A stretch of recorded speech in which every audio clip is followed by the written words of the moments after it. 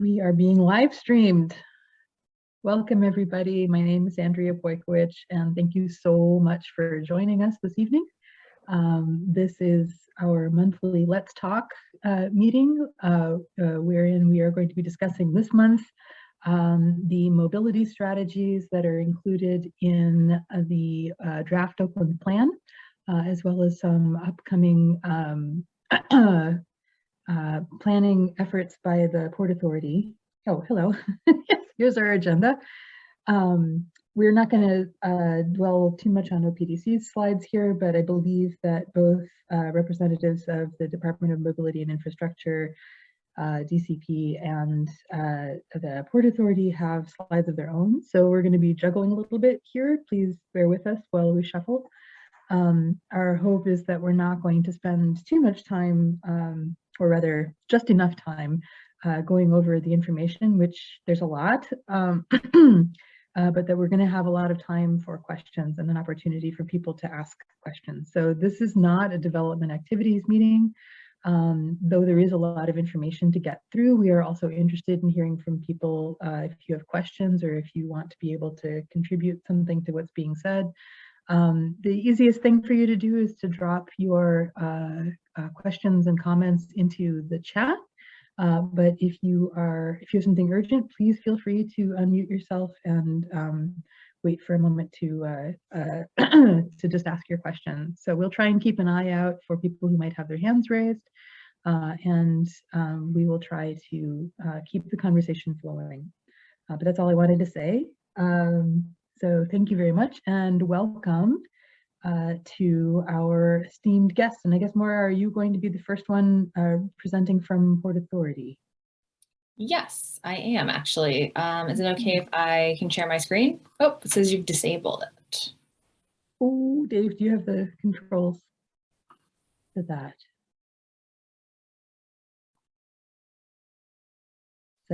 Okay, looks like.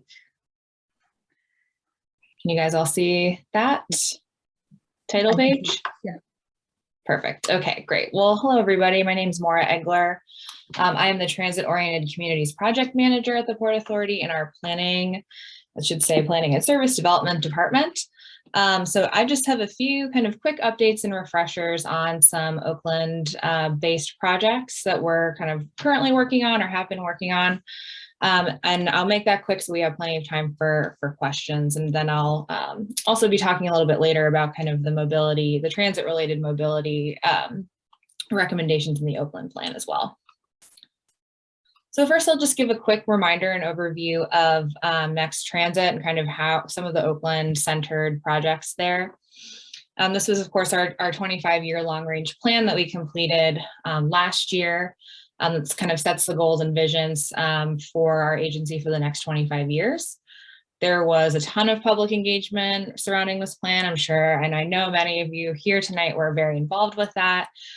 This, wrapped up last summer. We engaged over, thousands of residents and riders about what their priorities for transit in the region were. And of course, public input was one of our main criteria for how we actually prioritize these top 10 proposed projects in the region. And so the one I'm going to just highlight tonight, because it does focus on Oakland really, is the first one, which we call Corridor G, or East Central Pittsburgh River to River Connection for kind of the longer name. That was the #1 prioritized project in Next Transit. So as a reminder, this project would connect the Strip District to the Hill District to Oakland, Hazelwood, and then across the river to Carrick and Overbrook, and eventually out to our blue and silver light rail lines. Currently, there are very few connections between these areas because of topographical challenges that we're all familiar with, like rivers and hills and valleys. And so to kind of provide this critical connection to really, especially to Oakland from a lot of these places that are pretty disconnected right now, a transit mode that connects people across topography, such as an aerial gondola system, has been discussed for parts of this. So that could provide a better connection than on-street modes that can't currently connect these communities directly. Two kind of project highlights here would be potentially a transit center in the Strip District, or a new East Busway station that could perhaps provide a vertical connection between the Strip and the Hill. And then there could be perhaps a Hill District Transit Center that might tie together some bus routes in that neighborhood and some micromobility options as well, but ultimately connecting these communities to Oakland. And so we, will conduct a full study of this to determine the exact mode and route of Corridor G. And we have applied for a federal grant to do this work, which we are still waiting to hear back on. But that is our first #1 priority after Next Transit to focus on as far as projects. So we also looked into kind of the top programs and policies that we could implement to, enhance the ridership experience. So there were 5 top programs that came out of this process. So the first one was a sidewalk program, which is very exciting. It would basically help us to better provide connections between, bus stops that currently don't have sidewalks leading to them, working with property owners and municipalities on how to create those connections. We were recently awarded a grant actually to start implementing that project. So we're working out kind of how that's going to shape up, but we're really excited to be able to start thinking through those critical connections. Also, the other programs were an affordable fare policy, of course, ADA system access, a bus network study, and improved signage and wayfinding. So the bus network study in particular will take a comprehensive look at our system and make adjustments to existing routes and schedules based on public feedback. So this isn't necessarily like Next Transit looking at expanding our service, but it's looking at tweaking it, making adjustments to really kind of better serve our riders and kind of meet them where they're at right now. So this would be another kind of separate study process that would have, data analysis, tons of public outreach.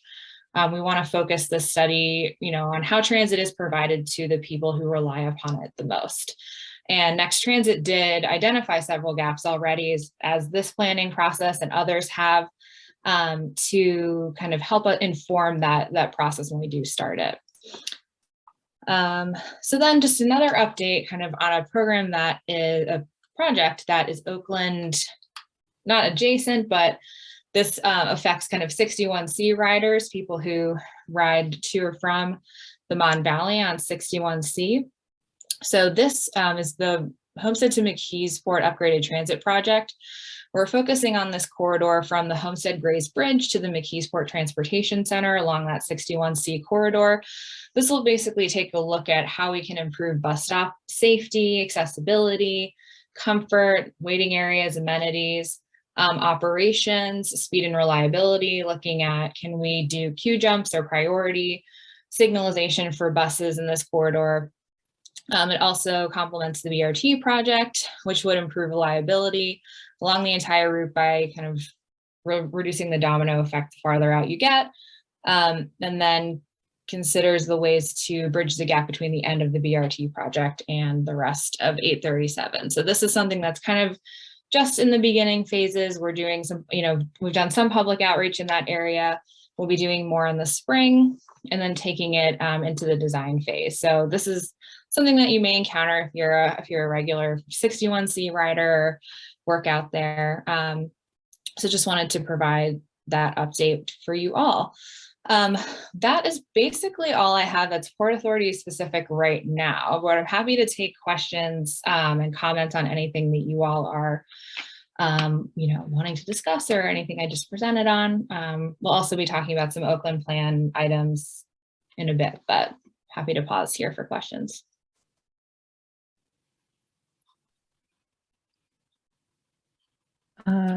Mavis is asking about the BRT schedule. Oh, sorry, I can't see the chat. No, it's okay. I'm relaying for that purpose. Thank you. I think that Amy is on the line. I may defer to her to give some updates on that, if that's okay. Yeah, I'm happy to do that. Hi, everyone. Amy Silverman, Director of Planning at Port Authority. The update on BRT is that we don't have an update today, so I know that's frustrating, Mavis. Apologies for that. We are still working with the FTA to finalize a construction timeline, but the project is continuing to move towards construction. And from what I hear from our engineering team, and I know Steve's on as well, so perhaps he can provide a little bit more detail, but the detail that I have today is that we're continuing to work with the feds to try and get that timeline hammered out so that we can share all of that with you. So as soon as it is had, I know it will be shared widely and loudly. Steve, is there anything you want to add to that? Not just that the schedule is still in flux because we're going through the FTA review process to finalize the funding. And so right now the schedule is up in the air. I see, Mavis, you also asked if we've completed final design. We are working through that now. The Oakland portion, we will be emphasizing that in the coming months. We've started with the downtown area and we're going to be working our way outwards with the final design. But all schedule is still pending FTA review and final approval.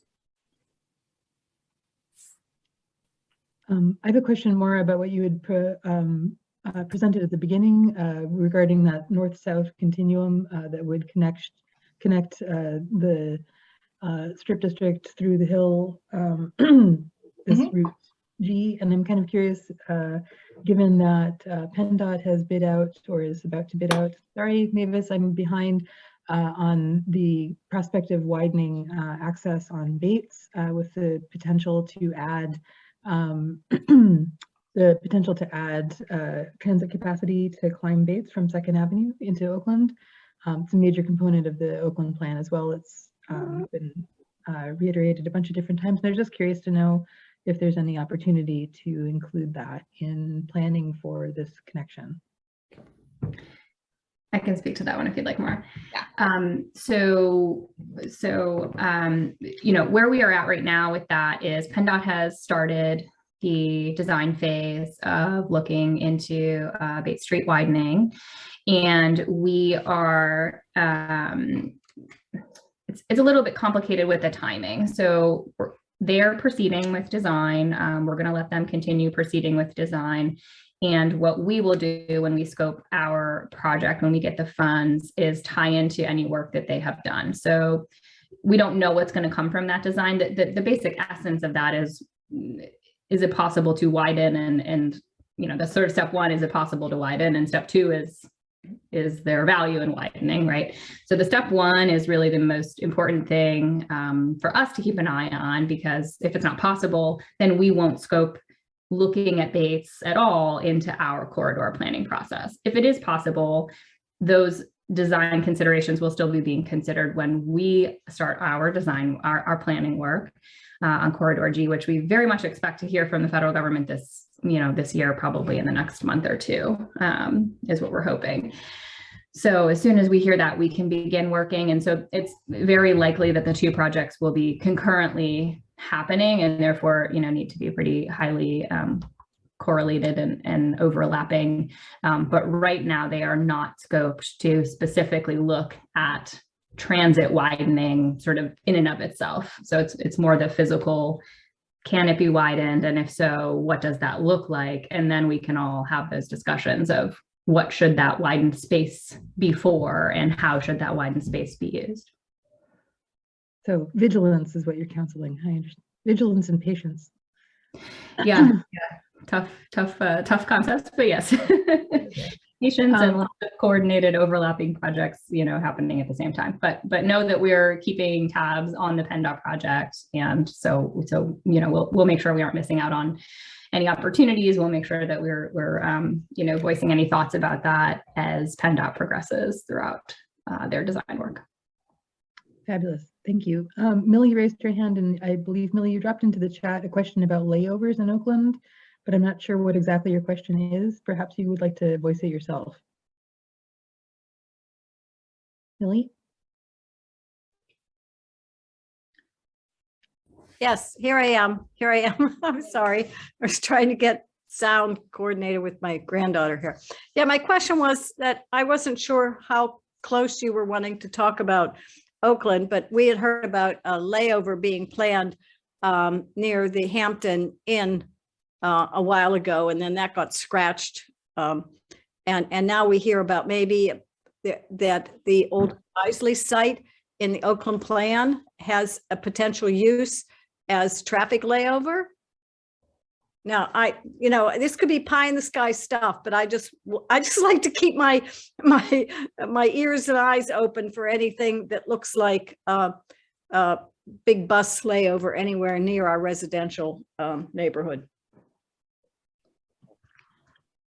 So I'm going to defer to Steve on the design detail because I haven't been keeping an eye on the design details over the last year or so, but I'm quite sure there is currently no planned designed bus layover in Oakland for the project. The exception to that may be sort of an on-street spot that a bus sits for a few minutes, but it would not be like a structured facility or a parking lot type facility. Okay, I could understand the on-street ones. It was whenever we, I think it was Elena and I were at some meeting about, I don't even remember what it was. And well, we did have one, Millie. There was one in the design. Steve, can you confirm that you're remembering correctly, Millie? There was originally. My concern, Amy, is that I got the impression from your team that had been in plans for months and months. And I always think that our neighborhood really stays on top of stuff, and it just blindsided us. And so I don't want to miss anything like that. So that's why I'm asking at this point. Yes. Steve, can you confirm that for us so that we can alleviate Millie's concerns? Sure. This is Steve Alderman from DOMI. Yes, there was a layover that was in the plans for the BRT that was near the Hampton Inn site. That has been dropped from the project, so that is not planned anymore. I have not heard anything about the Isley site, so that has not been under any consideration that I'm aware of. All right, well, we're watching very closely on the allowed uses on our new zoning areas, and that is one of those allowed uses, and that's why our ears perked up again. It's like, okay, maybe something's happening. So you'll let Oak Cliff know if anything eventuates, right? Nobody has mentioned that possibility to the BRT project. Okay. All right. Thank you. Are there any other questions for Port Authority at this time before we move on to the mobility strategies that are part of the plan? Okay, in the interest of time, let's move on. We're passing the baton from Maura to who's taking this on? Tom? I will, yeah. So good to be here. Thank you, Andrea, and thanks, Maura and Amy and Steve. And briefly introduce myself. I'm Thomas Scharf, serve as with project coordination on the Oakland Plan. I've also been supporting the mobility chapter. Joined here too by Steve Otterman from DOMI, who's already spoken, and Maura also has been supporting from the Port Authority. So I'm going to share screen. I've got, not exactly, it's a little slightly different than the PowerPoint. I'm going to do a little bit of it's called a mirror board here. Let's see. Thomas, I just wanted to also call out that we have Dave Munson, who is the new mobility planner for DOMI for Oakland, with us as well. So I just wanted to. Thank you. Yes, yeah. I'm really grateful to work with Dave from DOMI, has been on the team, and yeah, we've had a great variety of staff involved on this. So you can see see here my screen. Just as a kind of a brief intro to the Oakland Plan public comment and rollout process, we have here the links. You can go to the Engage PGH pages to both to see the full Oakland Plan, and then also I have here the link for the specific mobility chapter, where we released it March 7th, and it's public comment period extends through April 6th. So we're eager to hear people's ongoing feedback, comments. There's multiple ways to do that. So both through the actual Engage page itself, you can go, I can show here, for example, when you're on the main Oakland Plan screen, you'll get to kind of the key 4 chapters. You can provide input on the Oakland Plan vision. Some folks have already started commenting there. You can also go to specific chapters, as I mentioned.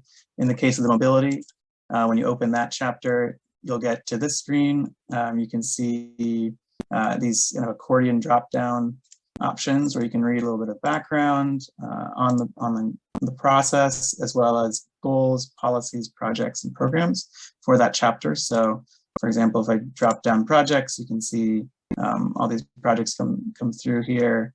And then select projects and select programs also have links where it says click here to learn more. So in this case, for example, I could click on this link and it opens up a new sheet. So a couple I kind of pre-opened here. This is one that Maura will speak to shortly about integrated shuttle and transit mobility study. This is an example of a specific project here where it outlines kind of what we heard, what went into we heard from the community through the planning process related to it. The outlines project goals and components of what is kind of the core need of the proposal for that given project or program.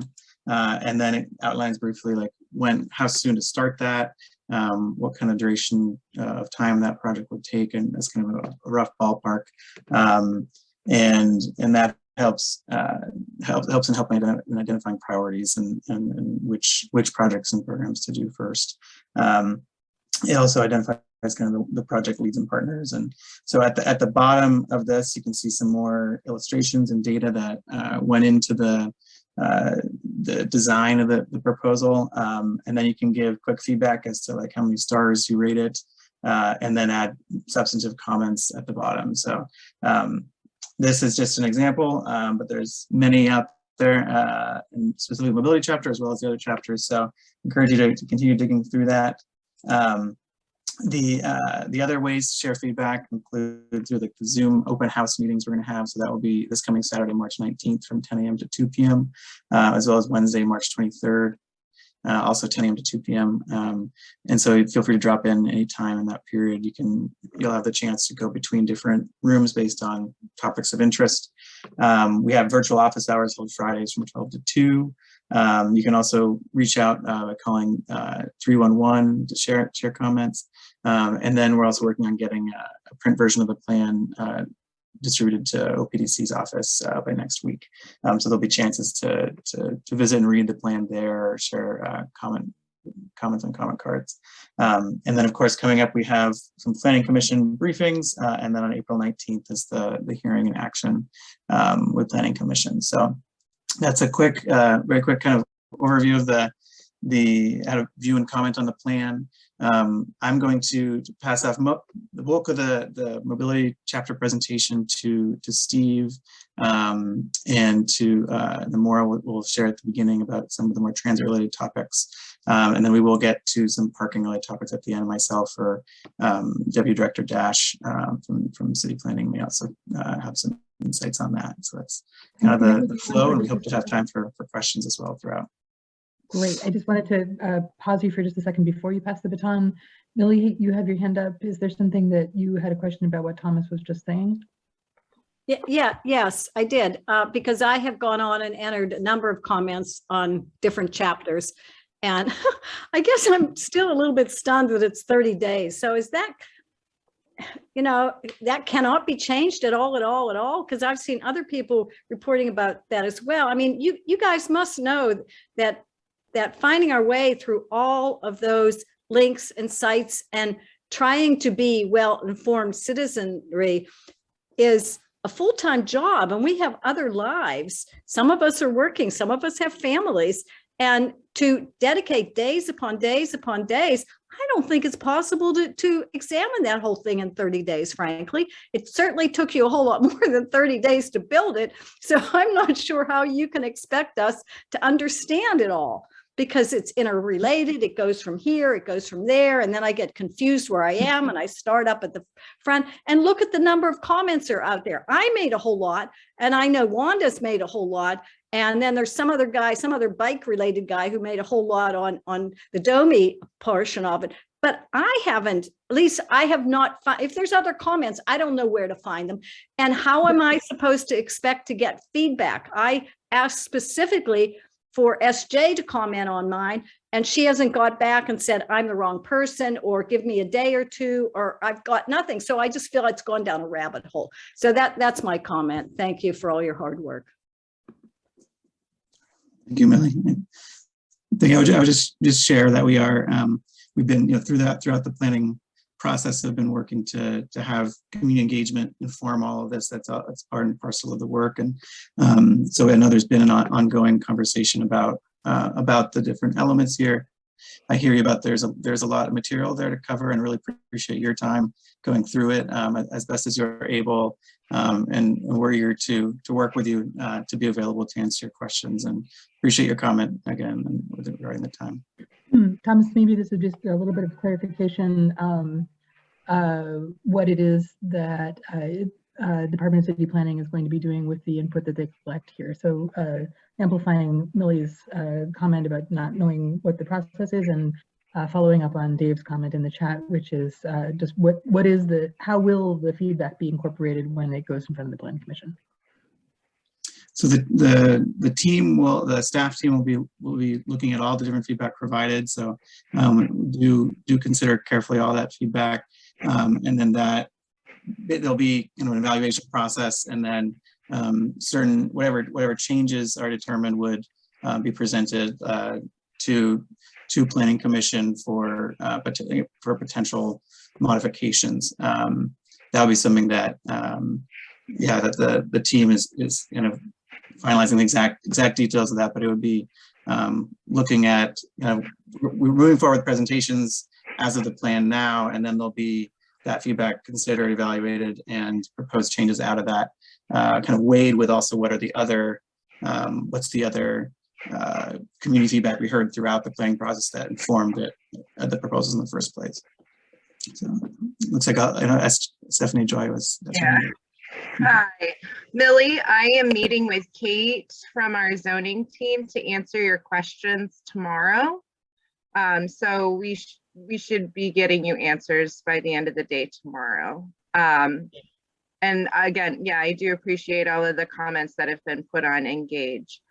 So what we're doing is we're compiling all of the comments, and at the end of the public comment review period, I will be meeting with the staff teams that worked in the action teams, and we will figure out whether we're making a recommended change to the Planning Commission, and we'll put out that report with the staff report a week in advance.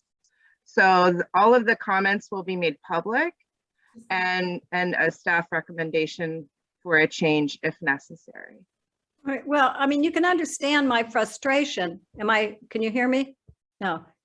Yes, we can. You can understand my frustration that it's taking you a while to step through my comments, and my comments are only, and questions are only about a few things on the whole plan. So I still don't understand why there can't be an extension to the review period. I spend every waking day worrying about or typing in questions and analyzing and going from one document to another document to another document to make sure that I'm not telling lies or spreading rumors about this stuff that I'm reading. And I'm not sure that I'm accurate in some of my questions, but I do the best I can. And then you're supposed to get back to me, and you're saying it's going to take you a couple days. Well, it's already a week into the review period, isn't it? What day's today? The 16th. It's already been out there a week. And we only have a few more weeks, 3, right? 3 more weeks. Is that right? And so it still baffles me how that can be acceptable to anybody in the city, including you. Anyway, that's all I'll say.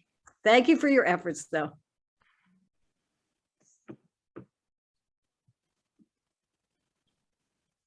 Okay.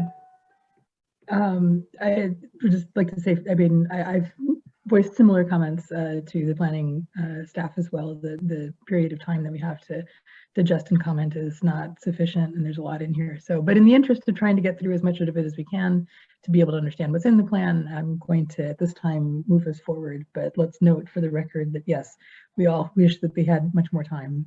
So sorry, please continue. Yeah. Thank you, Andrew. Thank you, Millie. I will. Yeah, I'm gonna kind of pass the baton here briefly to Maura. If you're good to speak here on. We're gonna talk a little bit about bus stop enhancements and the integrated shuttle and transit study. Yeah. Do you want to zoom in a bit on that? Okay. Thank you. All right. So we just picked out a few, 2 of the kind of transit related suggestions in here that we thought might be of most interest to you all. So the first is pretty straightforward, pretty basic. bus stop enhancements. So looking at how we can prioritize different stops throughout the neighborhood for amenities such as shelters, trash receptacles, seating, lighting, possibly some public art in certain places. So this is just a kind of neighborhood-wide program. This would be a partnership between us, the Port Authority, and DOMI, who is ultimately responsible for installing these things in the city of Pittsburgh. But this would be a program to kind of look at how to prioritize these stops kind of above and beyond our already existing bus stop and street design guidelines that the Port Authority has. So looking at different criteria such as, the density around the stop, what transit connections are available, as well as are there vulnerable populations that live near or use the stop frequently. So working together to basically enhance, different stops at different locations throughout the neighborhood and ultimately improving the rider experience. So I'm going to move on to the next one, because I think that one's pretty straightforward, but we'll be happy to answer questions. So the second thing we're going to highlight tonight is the Integrated Shuttle and Transit Mobility Study. So this really focuses on kind of limiting the number of vehicles that are traveling in and throughout Oakland. So we all know that many of, all of the institutions operate many different shuttles throughout the neighborhood, in addition to our Port Authority service. And, perhaps some of that service is redundant. It doesn't, the institutional shuttles don't necessarily serve the residents of the neighborhoods. So this study would essentially look at where are, the comprehensive look at the whole kind of shuttle operations system, as well as our system, taking a look at neighborhood connectivity and how can we reduce redundancy between these services where it exists.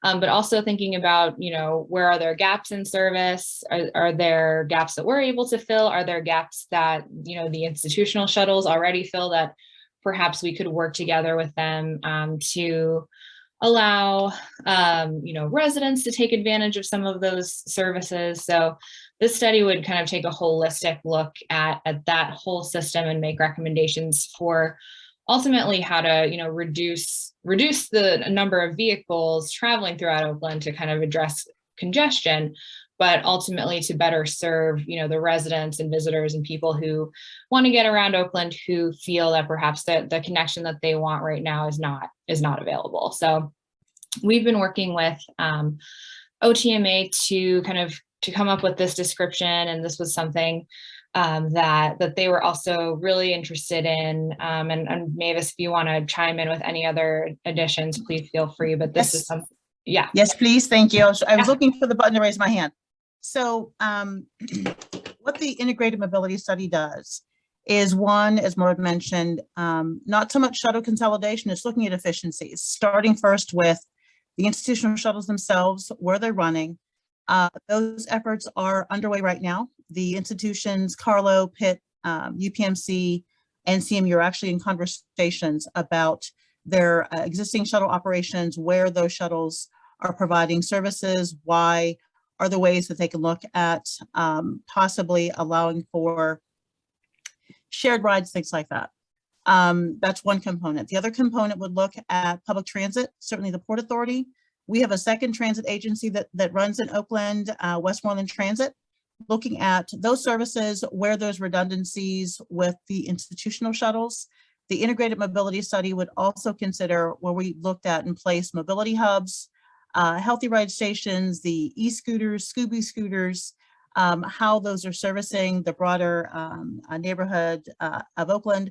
But also we would look at the challenges that we know exist with topography. For example, someone living in South Oakland trying to get into Central Oakland, crossing the Boulevard of the Allies. Someone trying to come from, North Oakland into Central Oakland, the business district. So it's looking at those key connector points and circulation within the Oakland neighborhood as well.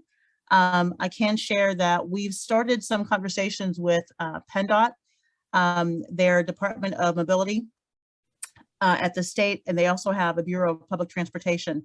So we had an initial meeting with that leadership. They're very interested in this and have said that one thing that hasn't occurred in Pennsylvania is actually looking at public and private operators of public transportation services, and then with new, mobility on demand and how they could work together. So we're really excited to be able to have this to become part of the broader Oakland plan. Thanks, Mavis. I think you said it really well, covered everything I wanted to. And yeah, thank you for adding the, in the description, we do talk about sort of looking at the first and last mile connections as well, and how those could, supplement some of those missing connections currently. So, in the interest of time, I'm going to hand it back to Thomas or to Steve, so you can continue. Thank you so much, Maura, and thank you, Mavis, too, for that added detail. Really appreciate the chance to work together on those. So I'll pass it to Steve. He's going to speak about some proposals around reimagining Robinson Street, Boulevard of the Allies, Mckee Place, Bates Street, and others. So I'll kind of keep screen sharing, but give the baton to you, Steve. Great, thank you. Steve Otterman with DOMI again. So as part of the Oakland plan, there's a number of what we would call concept plans, or it's illustrations showing what kind of improvements could be made in various parts of Oakland to address some site-specific transportation and mobility challenges. And I encourage you to go to the Engage PGH site to kind of delve into these a little bit further. Certainly you see some of these graphics on the screen, but you can zoom in and read the text more at Engage, and certainly leave your comments there. So one of the areas that we heard a lot of concern about from the West Oakland neighborhood was Robinson Street, from Aliquippa at the top of the hill to Fifth Avenue. So we have several illustrations here of what could possibly happen.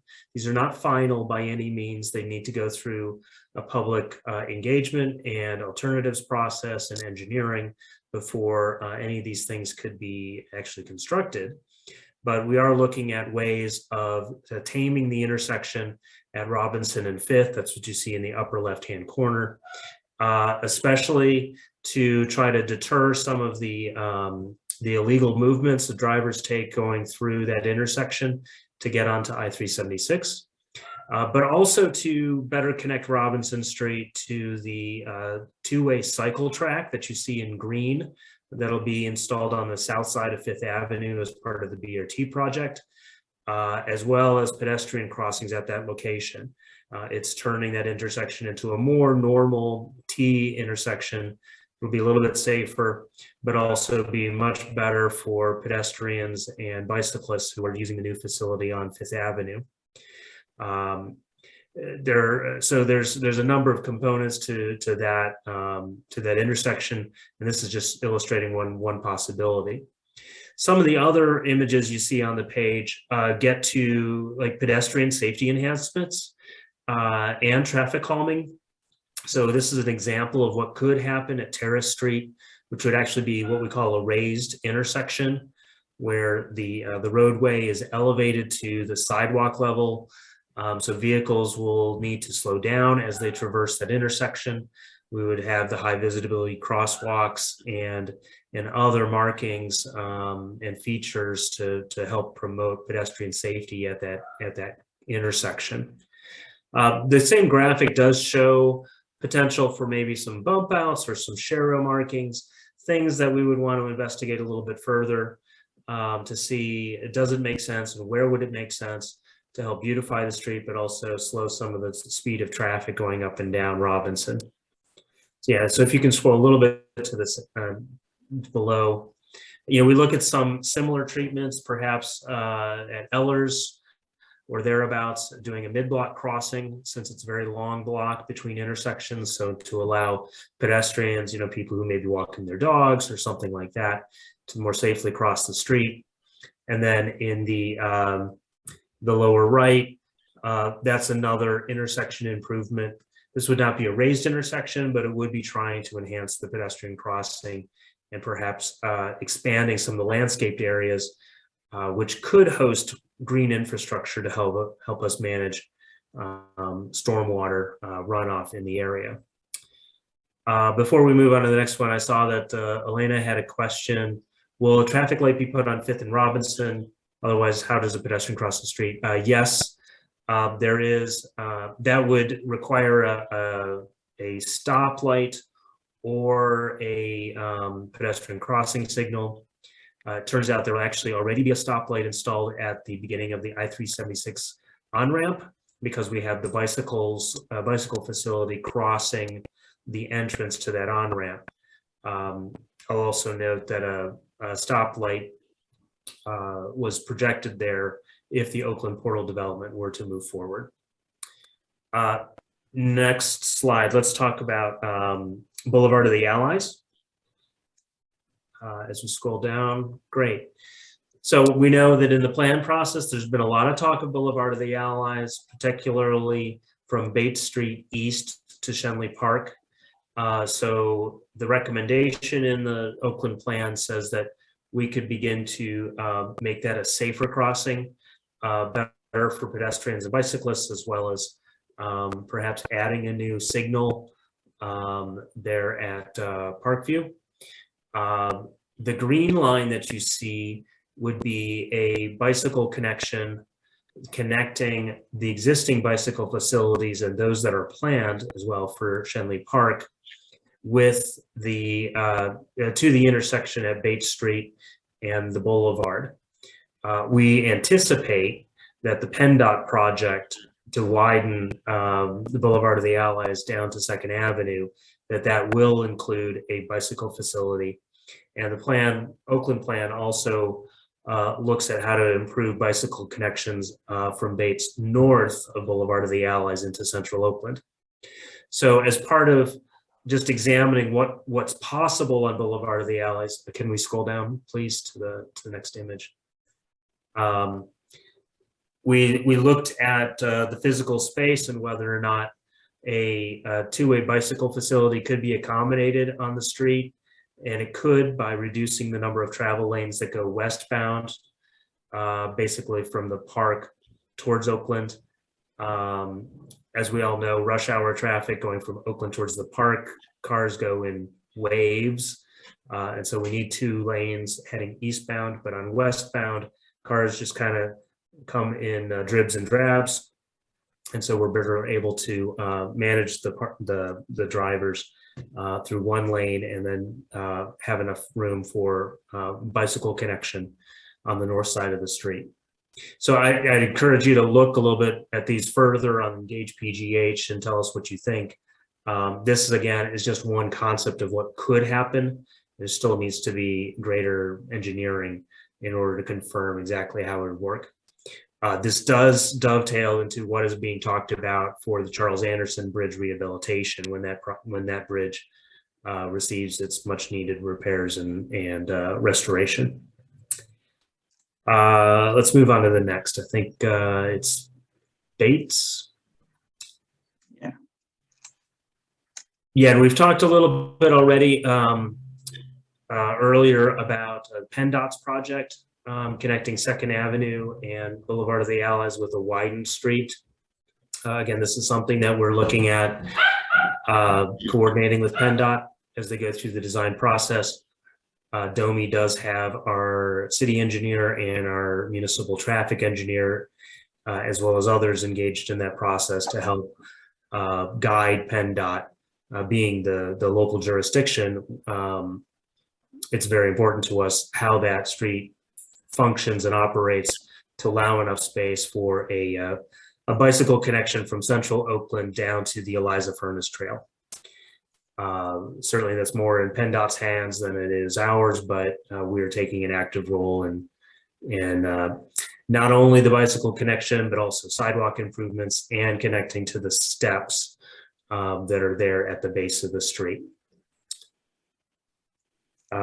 Let's move on to Mckee Place. I want to make sure we cover these in the time that we have. So Mckee Place has been looked at as part of the overall bicycle network, and given its width and configuration, this is a place where a bicycle connection could perhaps be created. This would look at Mckee becoming one-way, I think, to the east, but just looking at ways that we can connect from Bates towards Forbes and Fifth Avenues further into the neighborhood.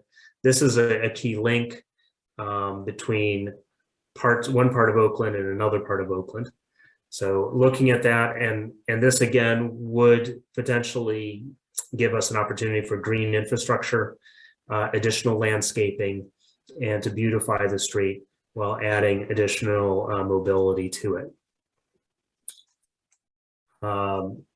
Let's go on to the next slide, which I think we have pedestrian safety improvements.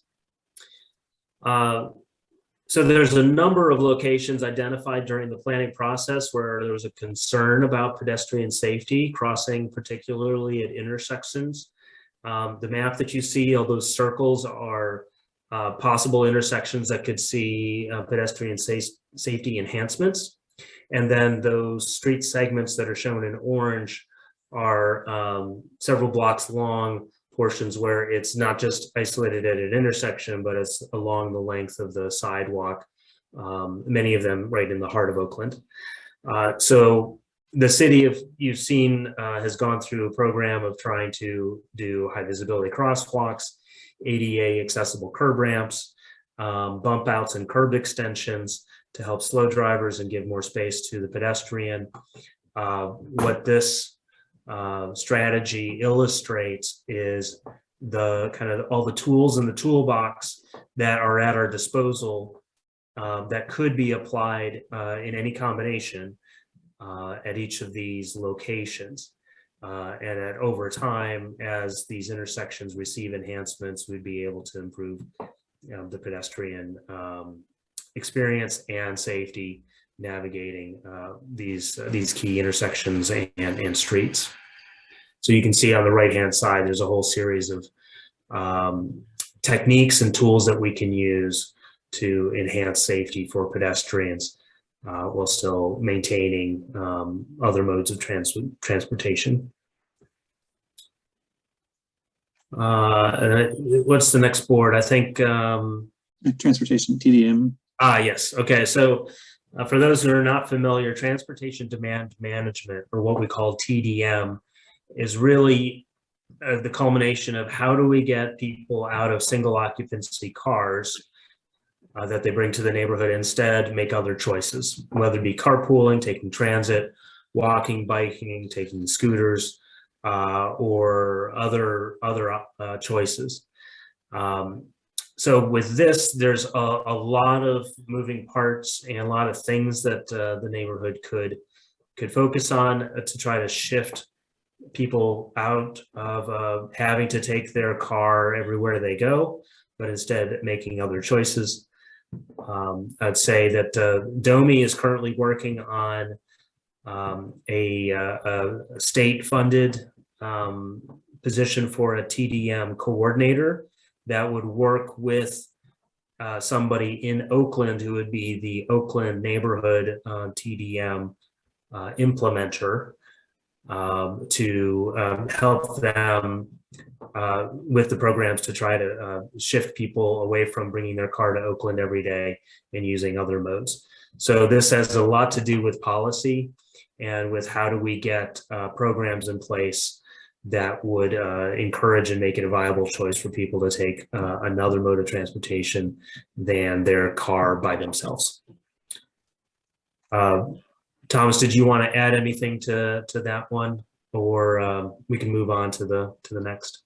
I think I would just add, yeah, that transportation demand management piece complements it's kind of part of a broader strategy around parking in terms of more we can reduce parking demand in the first place. That helps. That's one prong of the approach to addressing parking in Oakland.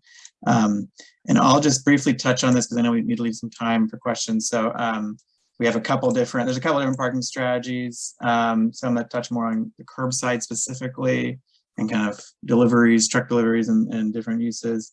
Performance-based parking that's more about looking at adjusting parking based on in a dynamic way based on demand and using pricing to help encourage people to kind of trade off between convenience and price. If they want something really convenient, then they need to pay more for that.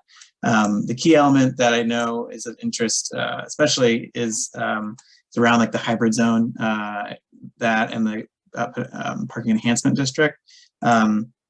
So the proposal for Main and John Street parking would be to convert existing RPP zones to hybrid zones. It would be a hybrid RPP, which what that would do is there'd still be a process for that beyond the plan to achieve that, and further conversation on that. But the proposal, if it moves forward, would be to what it would do is if people, instead of having a grace period of like an hour where they could park, or 2 hours parking in an RPP zone before getting ticketed, there would be basically enforcement from the moment they park. They would need to pay for metered parking, whether that's through a smartphone app or through an actual physical meter on the street, with the goal that would in turn reduce, it would help it would help address some of the kind of oversubscription of visitor parking in the residential areas. Combining that with also parking enhancement district, that would extend evening hours for parking enforcement, and then through metered parking being extended into evening hours, then that would allow for funds from those evening hour parking revenue enforcement from visitors to go towards more enforcement, so that residents are seeing a better reflection of what kind of in practice what the signage reflects should be happening there. And so it's an attempt to respond to the concerns we've heard around parking. So that's, I guess that was kind of a very brief overview. I think if Deputy Director Dash is on, I might pass it to him to share any additional details. Thanks, Thomas. I think Thomas covered most of the recommendation and most of the idea of the hybrid permit parking. I know there are questions around how long people could park in a hybrid area. That would be something that the area itself would set, and City Council would pass this resolution. And so, obviously, as we conclude all of the presentation, can answer questions around, what that is. But, the plan itself does not, force these areas to be hybrid RPP areas. It would, what it would do is suggest that for a future process, which would have its own community engagement and its own community meetings to determine, what exactly the details of each of those RPP areas in Oakland would look like and how they would operate. So I want to interject just a second to be able to say that it's 5 minutes before we have to stop in order to be able to begin the Oakwatch portion of this evening. And I'm sorry to everybody that we don't have a chance to really unpack this at length because there's so much in here. But I want to reiterate for the record, yes, that there is an open house, which is from 10 o'clock in the morning until 2 o'clock in the afternoon this Saturday, at which members of the planning staff and I hope also DOMI, not sure, sorry, will be available to answer questions and can get a little bit more deeply into each of these issues. And I also want to reiterate that just because something appears in the plan does not necessarily mean that it turns into law as soon as the plan is adopted. Instead, as Director Dash was just saying, or Deputy Director Dash was just saying, there is in fact an entirely separate public process for each of the projects that gets implemented here. So this is one of the recommendations, but I mean, obviously I can relay on behalf of myself and other neighbors that there's going to be an awful lot of pushback on the hybrid parking presentation. I did want to be able to relay a couple of questions that I've had that I think can be answered pretty quickly. One of the questions was, respect to Robinson, is there parking that is being recommended for both sides or just one side of Robinson between 5th and Aliquippa? It's hard to tell from the diagram. Just want to make sure that people have clarity when they make comments. We're showing parking on both sides of Robinson. Okay. And then I had a question that I'd like to, or rather a comment that I'd like to be able to relay from a neighbor who wasn't able to join. that scooters impede, currently as the way that scooters are licensed to operate in Oakland, that they impede pedestrian safety as opposed to enhancing it, because there is no good program for being able to store them, and they get abandoned on the sidewalks, and it impedes ADA and other kinds of accessibility on the sidewalks, and is an enormous nuisance, especially in central Oakland where they are rife, but all parts of Oakland as well as the park. So I'd like to be able to insert that as a comment. Could there in fact actually be some program which gets managed a little bit better for that piece? And then there were a couple of comments here about parking, which I see that Deputy Director Dash is addressing in the chat. And a question with clarification about whether or not transportation, sorry, I'm, Mr. Parker, if I'm mischaracterizing your question, but is it about the transportation demand management? Is that for Oakland residents or for those traveling through Oakland? And how do we protect the needs of Oakland residents? And isn't the BRT going to, oops, sorry, I misplaced my thing. But perhaps if it's possible, since we are going to remain in the same meeting space as we transition into the Oakwatch, if it's possible for members of the planning staff, both for DOMI and the Department of City Planning, as well as maybe even also Mara, if you're able to address some of the questions that people have in the chat directly. I'd like to ask us to do that. So again, I apologize that we had a short period of time to get into this. There is an open house on Saturday. SJ, you dropped the link into the chat earlier, but I was wondering if I could ask you to refresh that for the folks who might have joined later. A way to join the open house on Saturday. There's another one next week on Wednesday. And just so that everybody knows, we are very happy that Department of City Planning can join us for the Oakland-wide meeting, which is the last Tuesday of the month, to be able to present the plan in its entirety. And we can entertain questions then as well. Yeah, and thank you, Andrea, and thanks everybody. We can definitely try to answer questions in the chat following this. And the first link Stephanie Joy had put was for our virtual office hours. So every Friday, we, Stephanie Joy and I and others as needed will be just in a Zoom meeting where residents can come and ask questions, provide comments. We can work to provide clarifications on anything that they're reading in the plan that they need more information on. And then, as you said, yes, we will have the open house on Saturday from 10 to 2 as well, as well as other meetings where we are, going to be, trying to work to give as many opportunities as possible to, for folks to be able to ask questions, clarifications, and provide feedback to us all, because we really want to, hear what people have to say and, and be able to respond to that as we take this, the plan through the adoption process. Terrific. So with that, I'd like to say we're starting to get some people who are trickling in at this time for Oakwatch. Thank you so all for your patience. Thank you very much, Dave, for shifting back and forth with who is controlling the screen. I'm going to reiterate again, if you would like to stay and ask questions in the chat, please do feel free to do that. And thank you so much to the presenters from DOMI and from DCP and from PAAC about being able to address those questions and to give these great presentations. So I do appreciate that. Would like to reiterate for all of us that a plea for more time, if any is available, we would greatly appreciate that. So with that said, we are now going to take a moment and we are going to transition to Oakwatch. Welcome everybody to Oakwatch. She said with barely taking a breath.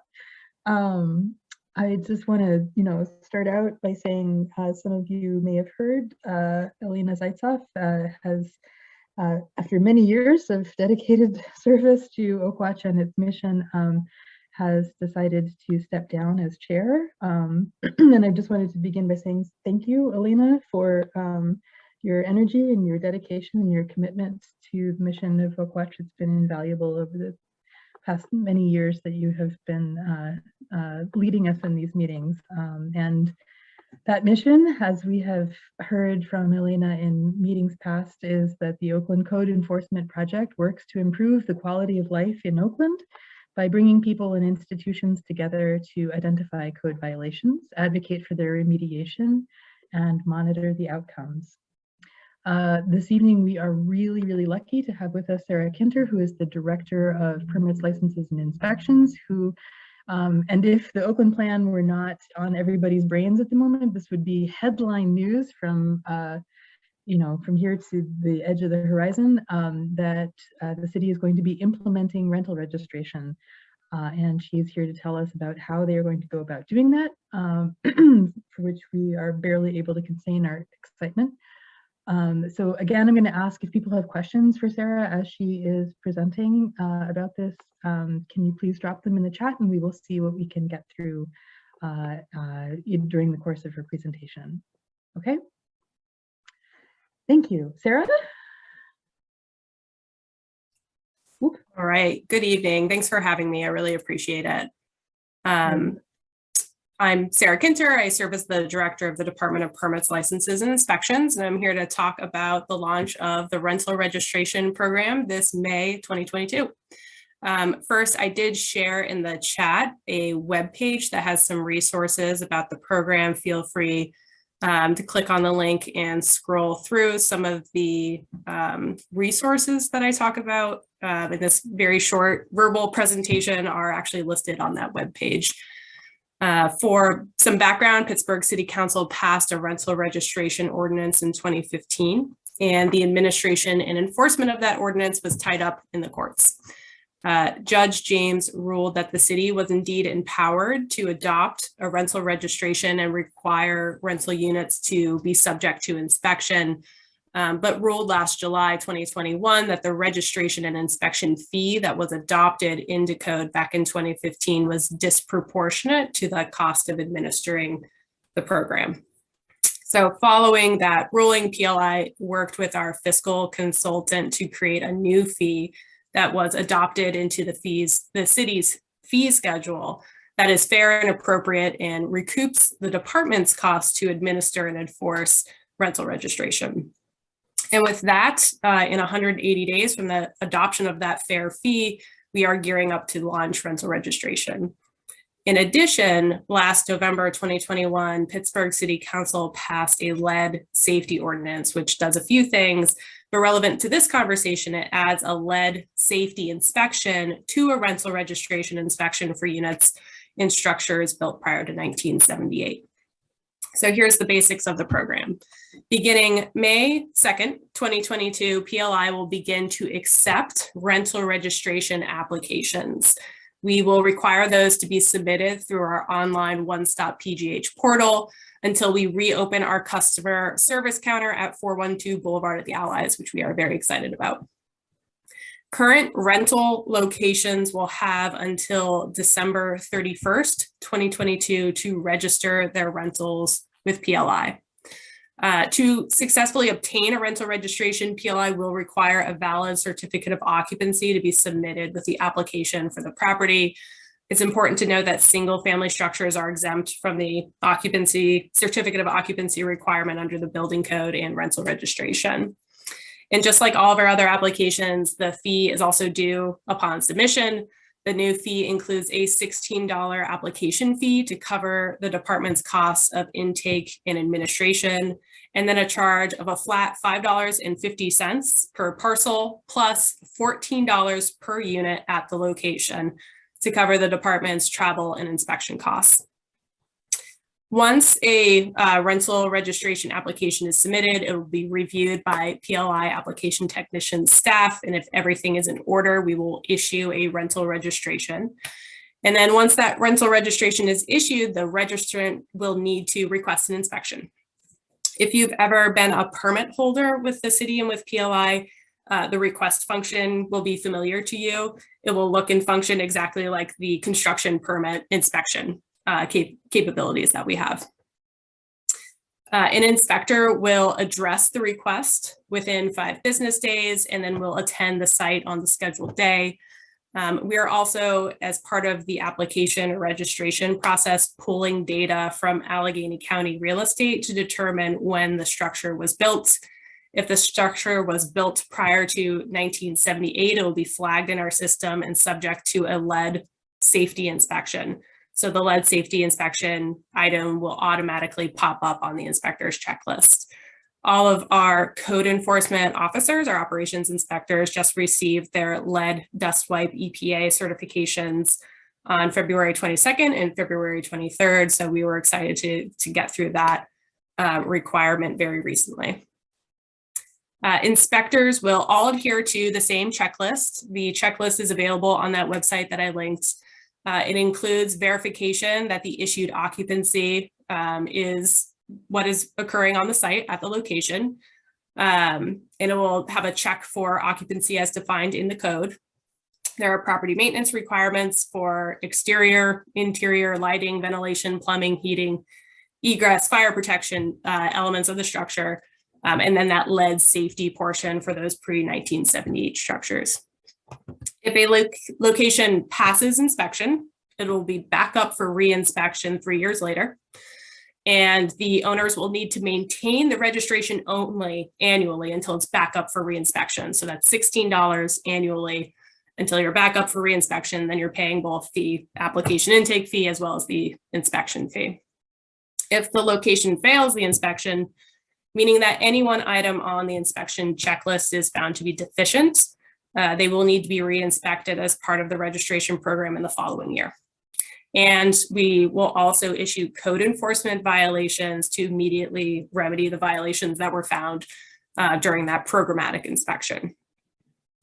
PLI operations or code enforcement inspectors are International Property Maintenance Code certified to perform the IPMC or property maintenance inspections at the locations. And all of our registered rental units will be available online for folks in the public to view on our Building Eye and Civic Central portal, as well as the Western PA Digital Center. So I think that answers some of the questions that Liz Gray sent me a few days ago from the community, but happy to just open it up and answer any questions that folks have. So Sarah, thank you so much. I think that we have some questions about the exemptions for single family residences. You had said at the beginning that a single family residence isn't required to have a certificate of occupancy, even if it's a rental. And the question I think that all of us have is like, does this mean that it's exempt from any other portion of the rental registration inspection or any other portion? That's a great question. So a single family home that is being used as an apartment or a rental will still need to submit to a property maintenance inspection as well as a lead safety inspection. It's just that the city of Pittsburgh does not issue a certificate of occupancy for single family structures, so they cannot meet that application requirement. So it is not required as part of the application period, but all rentals will be subject to inspection. Thank you for that question. I think that's helpful to clarify.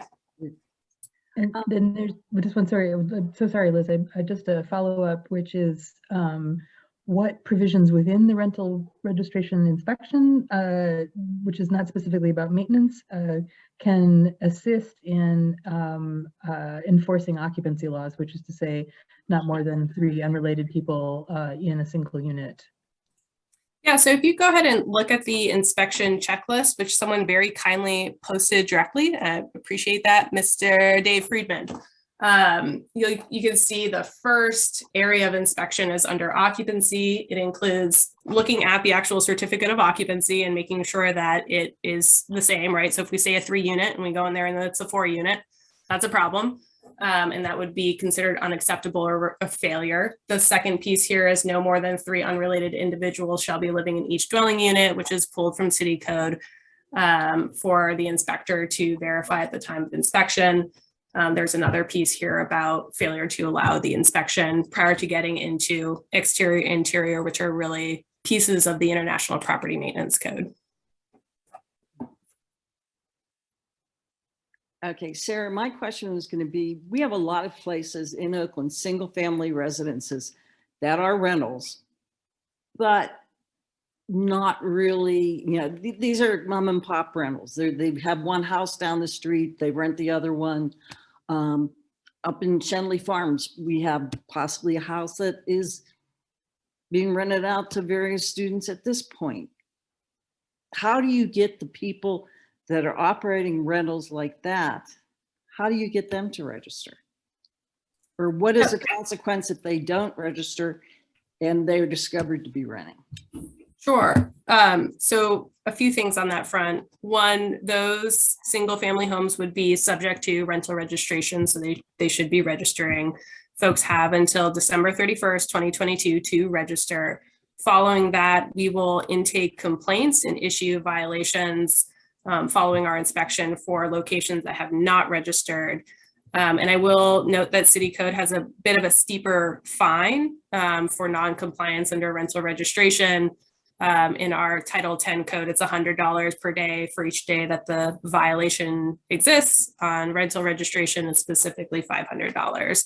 So there's a a push in code, and certainly in front of the magistrate if we get there, if there's non-compliance, to be a little bit more punitive, I think, in terms of fines. But we will be relying on complaints to capture rentals that have not registered.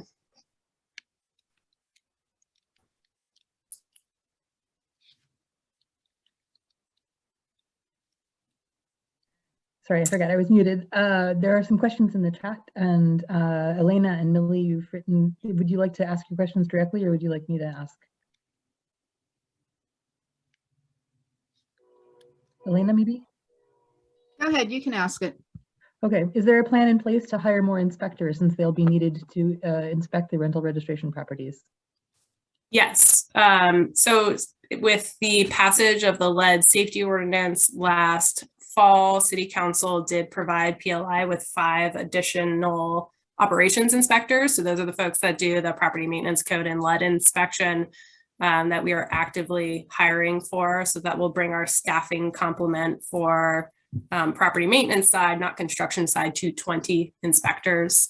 And we will, continually do an assessment from there. Terrific. And then Millie had a question, which is, will will this enable us to know the actual names of property owners as opposed to the LLCs that are anonymous and a little hard to track?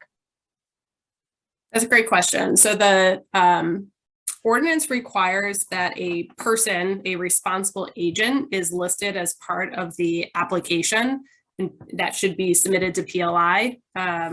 And that is the responsible person who would end up getting a notice of violation in hand. So PLI certainly will have that documentation. I do need to do a double check in terms of what is public data, but that will be something that the department has. Okay, I had another question, and that was around the fines. Can you hear me? We can hear you. Okay. My neighborhood has taken people in front of the magistrate for a number of different infractions. And some of these are those $100 a day fines for over occupancy whenever we can prove that somebody has too many kids in a unit and things like that. But what we find is that these always get reduced. I mean, against one landlord on Lawn Street, we had, I don't know, what was it, like a $300,000 fine?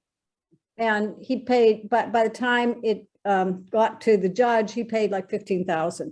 And the comment we heard from the judge was, well, but we know you had to pay a whole lot for your legal assistance in this case.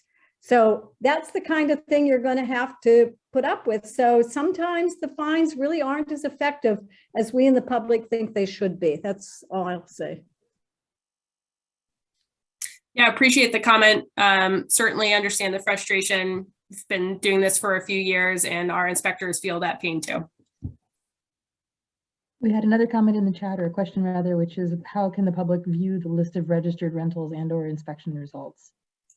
Yeah, so the inspections themselves, the programmatic inspection, will be on Building I Civic Central, which is currently where we house code enforcement violations and permitting in the city of Pittsburgh and planning applications as well. So we'll be posting those to that website. We also post to the Western Center, so we will be uploading that full list there too. That data gets a little stale. I think we do monthly updates. But yeah, we will use both of those platforms for public data. Terrific. Elena's follow-up question is: the responsible agent for landlords required to live in Pittsburgh and give an address that is not a PO box? So it doesn't say that they're required to live in the city. What it says is, you can just look at the language of the code. Let the code guide us.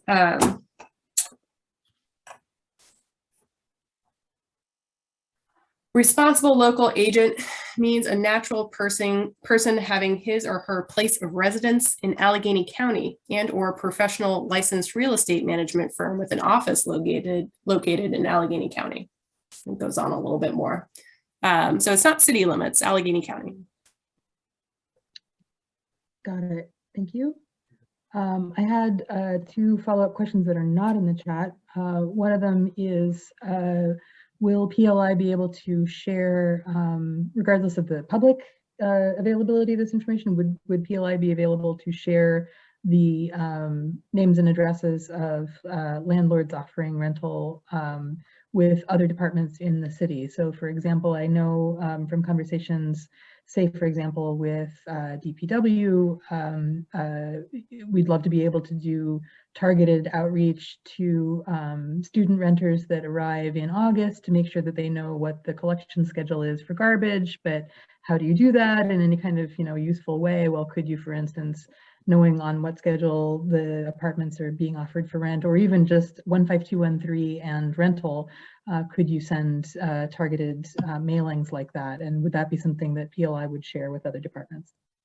Yeah, so the listing of rental registration is going to have that this is a rental, whether it's rented or not, at the time of, or whether it's actually being occupied at the time. It's not something we would have knowledge of. We're really just making sure, does this unit meet the property maintenance code standards? But I guess yes, PLI will share data with our sister agencies and departments across governmental units. And then another question, which is near and dear to my heart, is will the rental registration inspections, or even just the rental registration period, apply to things that are being rented that are not residences? And in Oakland, that includes parking spaces.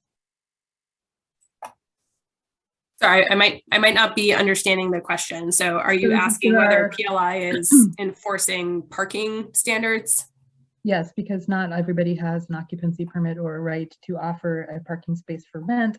And yet, for instance, this is a kind of an unregulated market. And I was just kind of curious to know if parking spaces would be something that PLI would be empowered to, register and inspect with a similar, or maybe even a reduced impact, obviously, on an annual basis, just to make sure that people are in fact actually allowed to be doing what it is that they do. Sure. So PLI would not be enforcing RRPP or parking requirements, but happy to share rental registration data with the parking authority, for example, to know where those locations are. Right. So not on-street parking in any way is what I'm talking about. I'm talking about people renting out garage spaces and parking pads behind residences and things like that. Oh, sorry. Gotcha. That's not really under the purview of rental registration, which is really about dwelling units and the safety of those. Got it. Thank you. Yet one more mountain to climb. There are a couple of questions in the chat. I think that I have gotten caught up. If anyone has asked a question in the chat that I have not asked or that has not been addressed, now would be a great time. Please speak up. Okay. Liz. Sarah, how are you going to verify that the landlords have explained the Fair Housing Act, in particular DPW, the schedule of trash pickup and the rules, and just getting the lead testing done? How is this all going to be verified? So in terms of the lead dust wipe testing, PLI inspectors are performing that test. So we we'll have a contract with a vendor who will actually be performing the lab results on the dust wipes that we send them, and then we get the results back. If it tests that there are traces of lead hazards, then we will issue a citation, give time for compliance, and then perform an inspection to get a negative result. So we're doing that work in-house. In terms of DPW and trash compliance, this is a hot topic and something that we're talking about with DPW because, you know, people putting their trash out too early or in unapproved bins that, you know, get trash everywhere is a nuisance and a problem. So I think that goes back a little bit to data sharing with DPW and ensuring that there's compliance there. The fair housing and lead piece are a little tricky. It's hard to know whether or not a landlord actually told the tenant that they provided that information that they should be providing under state law. So I think from an enforcement viewpoint, those are a little bit tricky. But the, you know, a person that is applying, that registrant is attesting that they've done so. But I think our focus is more on the tangible code enforcement pieces that are part of that checklist. Yeah. On the checklist, I'm not seeing anything about mandatory trash cans, recycling bins. That's one of the biggest problems we're facing now is that people put trash out in bags and they put it out like Sunday for pickup Tuesday. Well, by Sunday night, a cat or a dog have ripped into it. And it's, you know, there's no, I've looked at the legislation, I've looked at the code, there's no minimum amount of trash cans that a landlord has to provide. Correct. There is no minimum amount of trash cans under rubbish and garbage. There is, the owner must supply an approved covered container for rubbish with lid. And all exterior and interior of parcel free from accumulation of garbage and debris. So it doesn't tell you how many you need to have, and perhaps that varies depending on, you know, the number of persons that are in the unit. But it does say covered container. So just throwing the bags out doesn't appear to meet the mark. Okay, so but that's not going to be on the checklist. The inspectors won't. It is on the checklist. It is on the checklist. Okay, now going on to my next question, since we don't have a minimum, say you've got a duplex, so in theory, you have 6 people and outside you have 1 trash can and 1 recycling bin. Is there any way that we can, you know, any kind of accountability on that? Or is there, you know, it's one of the biggest problems in Oakland is containment. And we have bins that are left out for weeks at a time. We have bins with no lids. We have people with no bins. You know, there's just got to be some way of, you know, instead of doing 311s for trash on a regular cycle, you know, to beat this. Hey, Sarah, this is Amaye. I'm in with the recycling department. I should have chimed in quite some time ago. Yeah, so hi, Liz. Hi, Andrea. Yeah, so we've been working with Red and Manny, our 2 foremen, to try to figure out, you know, how we can reallocate some bins. Long overdue for a conversation with you guys. So I'll try to schedule a time and we'll try to talk this out, you know, so that we can have adequate, like use some of our infrastructure that we have that could better suit these larger dwellings that have, you know, 1 can, which is not enough. And just make sure that they're prepared in ways that we can try to help remediate these situations without, you know, being too punitive, but, you know, hand holding throughout it. So yeah, I wonder if that, Sarah, if that can be a part of it, like making sure that, you know, 1 can is not enough if they have, you know, X amount of tenants, more than 1 or 2. So some sort of, I don't know how far you guys are along in this process. You've already got most of it done, but if there's a way that we can talk about adequate storage for the amount of people who live in the dwelling, that would be pretty sweet. Yes, I agree. Just to be frank, it's a hard thing to enforce, right? Because trash day comes along and you don't see the harm. And one thing that inspectors and PLI need to do is be able to visibly see the violation and then take a photo of it. So having, PLI inspectors aren't running around checking on trash days. Our schedules are pretty full, so it's hard for us to get out on a whim. And it's also something that, environmental services inspects for us, so we don't duplicate work there. But I think something we can talk through further. That's a good segue to my next question. Under the light to bright legislation with the state, quality of life ticketing. During the summer, say many of our landlords decide, I'll cut the grass in April, and then I'll wait until the kids come back in August to cut it again. Okay. Sending out an inspector to do 3 inspections on high grass seems like such an economical waste to me that it's crazy. Having an inspector go out to ask, to take pictures of trash cans on sidewalks, I don't see the value in that. And, we need to find a way of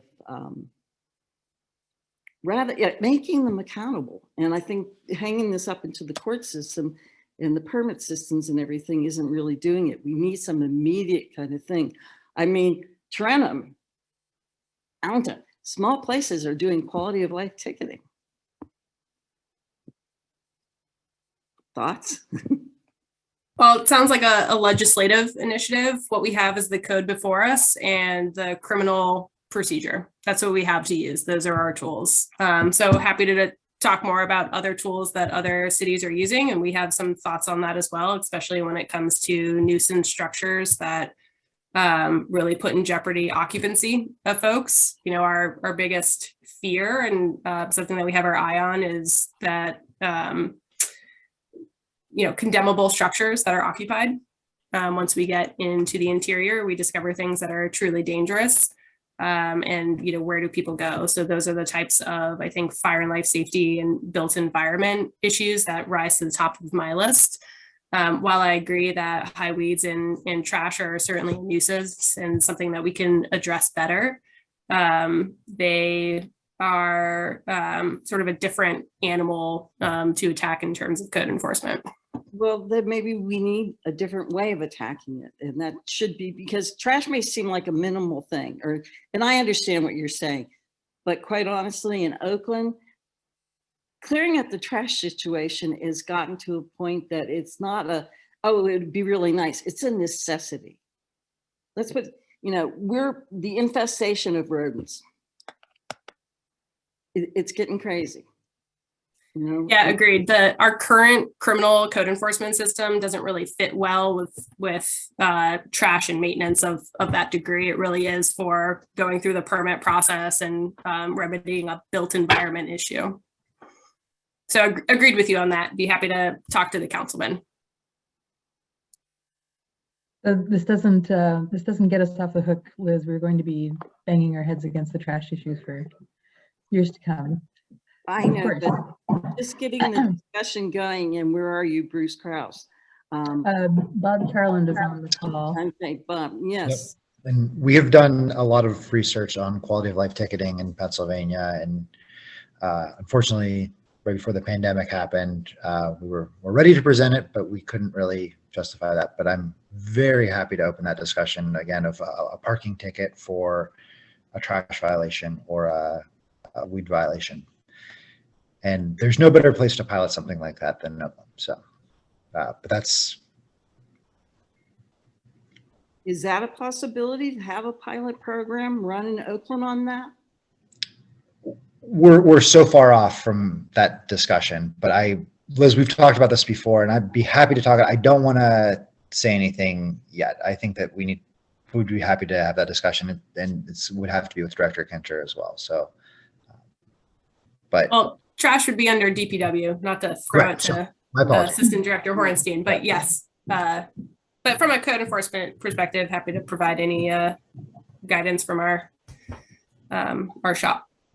Anything that we can do to assign it even half the urgency that rezoning Halkett Street apparently had would be greatly appreciated. We would be right in there to support that effort and to facilitate that conversation.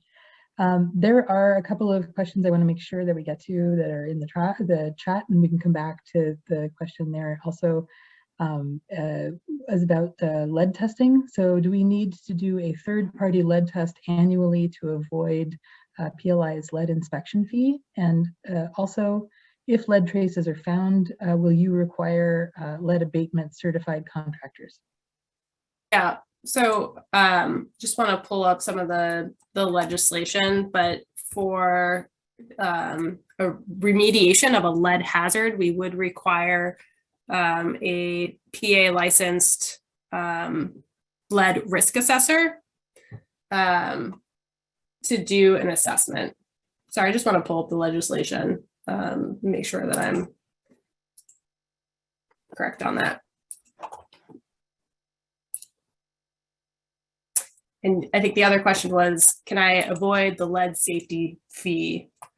And the answer is yes, and there's some guidance about that in the rental registration webpage if you produce a report provided or created by a PA licensed lead risk assessor through the Department of Labor and Industry. Would it be annual? I think it depends on the approach, right? So when it comes to lead hazards, we're kind of just living with lead, right? We do remediations, but full abatement of lead hazard is fairly expensive and not the approach that most folks take. Usually it's the type of abatement where they're remediating the immediate lead hazards, and then wear and tear over time brings them back out again. So I do believe that it would be an annual report, yes.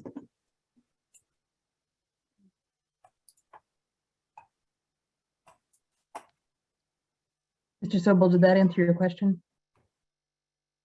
Yes, it did. Thank you. Okay, great. Trish, you had your hand up earlier, but then you put it down. Did we answer your question already, or did you have something else you wanted to ask? No, the other question I had is, during this rental registration, I read over a lot of leases, and I see a lot of leases come in from students, and there's more than 3 names on these leases. If these students are in the middle of a term and it doesn't pass inspection, what would happen to our students? Would they become homeless in the middle of a school year? No. For PLI to order a structure to be vacated, it would need to be condemnable, meaning that it would have to be so unsafe that it's considered unfit for human occupancy. And I don't imagine that most structures would fall under that category. But if they have more than 3 unrelated people living in a single family dwelling, that's going against the code. But that's not a condemnable offense. Okay, so our students wouldn't be homeless in the middle of a term. Correct. Okay, thank you. Okay. Well, can I follow up with a question then? What is the enforcement mechanism if in fact actually you do find that something's being illegally overoccupied? What is the consequence? So the code enforcement is the same that we use now, right? We issue a notice of violation. The owner has time to comply with that notice of violation. We perform 3 inspections prior to issuing the criminal summary offense to the magistrate. So in theory, there's about 90 days potentially between the time that the inspector finds the problem and the abatement of that problem is necessary. Most violations are on a 30-day inspection timeline, correct? Yeah. Okay. Does anyone else have questions for Sarah?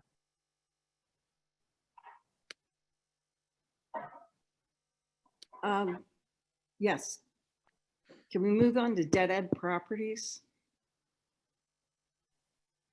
Right, so we had asked Director Kintner to be able to address, in addition to the rental registration rollout timeline schedule and guidelines, to be able to talk a little bit about what the city can do about dead end properties, which is to say properties that are in violation, but where the owner can't be found, located, resuscitated, what it is that can be done to be able to address the problems that those properties pose to the larger neighborhood. But just right before we start talking about that, I just want to make absolutely sure that we don't have lingering questions about rental registration still.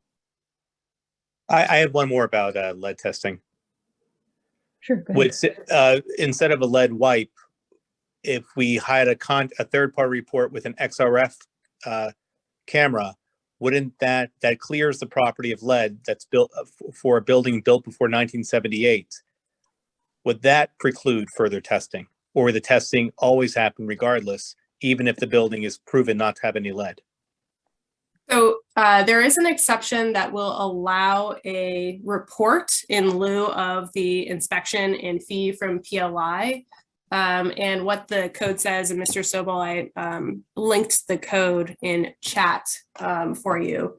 But what it says is credible evidence for the purposes of lead inspection may include a report prepared by a professional who is certified by the Department of Labor and Industry as a lead risk assessor that the building or relevant portion of the building contains no lead-based hazards. So that could be, testing that you were talking about is a common way that lead risk assessors look for lead hazards. We would accept that and review it. We do have some staff that's going through the lead risk assessor program and getting certified to the state to accept those reports. And the acceptance of that reports and the report that says that there are no lead hazards would waive the lead inspection as well as the fee. Okay. Last questions about rental registration going once, going twice. If something occurs to you as we've moved on and you would like to ask it, please could you drop your question in the chat? But hearing no squeaks at this time. Sarah, if you wouldn't mind, please, can we talk about dead-end properties? Yeah, so maybe first just talking about dead-end properties from PLI's point of view. There was a period of time where we were basically sending everything to court, even if the owner was deceased and we knew it. And the court said, stop sending dead folks to court. We can't take any action. We don't have any service. It's a waste of time for you. It's a waste of time for us. And we said, we absolutely agree. So starting in 2020, when we adopted a new code enforcement system, we began tracking dead-end properties so that we could separate those out, do a search using a tool called Accurate on the ownership to verify whether someone was deceased and truly understand whether it was a dead-end property. So we could also request clean and liens and board ups on a faster timeline. Because previous to that, we'd have to wait for the 3 cycles before we would request board up or clean and lien, and it was crazy and it didn't make any sense. So for us, it's really about like maintaining these properties that have no responsible agent taking care of them. And for PLI, our lens is, okay, we are responsible for demolishing the worst of the worst unsafe structures and scoring condemned buildings. And it was also about managing that as well. So we have 2,000 condemned buildings. It's no surprise that most dead-end properties are also condemned buildings that we're managing. So from a code enforcement lens, we were managing this listing. In terms of what can we do with dead-end properties, as a code enforcement agency and a public safety agency, we really look at our partners in government and in authorities to help with the solution there. So we feel that we're sort of the cornerstone of information about properties, where they are, what their condemned score is, whether or not we verify that the person is deceased that owns it or non-responsive. And, I will say with the Gainey administration, there's sort of a reinvigoration of looking into this issue and really putting these structures back into more productive use. So we do hope to see some movement there. My goal is your goal, which is I want to see the list of condemned dead-end properties shrink. It's less for us to manage if we can get them back into productive use, get them through the permit process, remove those condemned properties and get them back on the tax rolls. But I don't have any like surefire answers for dealing with condemned properties, or excuse me, with dead end properties. For us, it's really a problematic maintenance that is, frustrating for inspectors, frustrating for the community, that we're hoping to make headway with our partner agencies and authorities to really wrap our arms around. So, yeah, no, I was just going to ask, so can you tell us, if I was to ask you if a certain property, if the owner was deceased, would you be able to tell me that? Yeah. Okay. What do you mean right now live? Because I don't have access open right now. No, and I can look, but. Well, how about city-owned properties? Yeah, that's another, nuisance maintenance issue, right? So PLI issues citations to city-owned properties too. They go to our Department of Finance. And when we look at, structures that we're demolishing, we find that there's always some city-owned properties that are worst of the worst, making the list for demolition. Again, we need a smoother way for people to acquire those properties. There was a whole back and forth in the last 2 years regarding the costs of materials and whether it was better to rebuild completely or refurbish what was there or refit what was there. From our point of view, we don't care either way. We just want to see the list of condemned and dead end properties shrink. A lot of those dead end properties are city-owned properties, right? They have no responsible agent. The city has acquired them because of tax liens and neglect, and the city doesn't want them, right? We're maintaining them and trying to, to get the private market to purchase them, but it's a complicated process to purchase a city property. No, I understand that. It's just that we have one property that's owned by the city right on Forbes on the exit from the Parkway, that parts of it are falling off onto Forbes as cars are exiting the Parkway. And this has been going on for over 2 years, and they keep getting cited and we're just not going anywhere. And the problem's not getting fixed. DPW goes and they board the property up and people break into it and they rip the boards off and glasses all over. It's just been like one of those ones that's caught in the loop. And it's to me, it's an accident that really is waiting to happen because of its location. Can it be assessed for being bumped up the list? I mean, what's the address? We might be able to tell you a little bit about it. 2610 Forbes Avenue. Okay. I will make note of that. We can loop back around. All of our condemned structures are scored. That's how we decide what gets demolished. It's a score from 1 to 60, although I will note that this is really what the inspector can see from the right of way. Even if it's a city-owned property, we're not going into the interior and making additional assessments. But happy to see, what the score is and where it might be on the list. Sorry, it was 2610 Forbes. Yes. Thanks, Liz. We'll take a look. Oh, thank you. Oh, my one last question. Can anybody attend the Landlords Academy? The Good Landlord Academy? Yes. Okay. So maybe for some context, the rental registration ordinance calls for the department to create a Good Landlord Academy, which has practices that we as a city would expect good landlords to adhere to, which includes, trash pickup times and adherence to construction permit requirements, some fair housing elements, etc. There's some language about that in the rules and regs for folks to take a look at. Can anyone attend? I don't know yet. We are probably going to do maybe like a Zoom Good Landlord Academy first, but hope to make it a little bit more automated for people to click through and get a certification. There's some pretty robust programs that kind of make you get through the entirety of a program and have to, sort of watch the whole thing and not click away and do other things while it's like running in the background. So we're looking at different tools right now and hope to get something up and running, hopefully Q4 or Q1 of 2023. Excellent, thank you.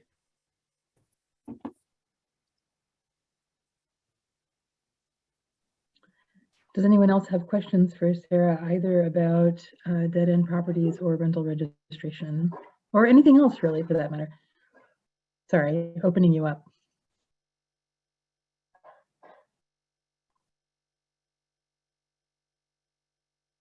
I have a question. And yeah, Millie.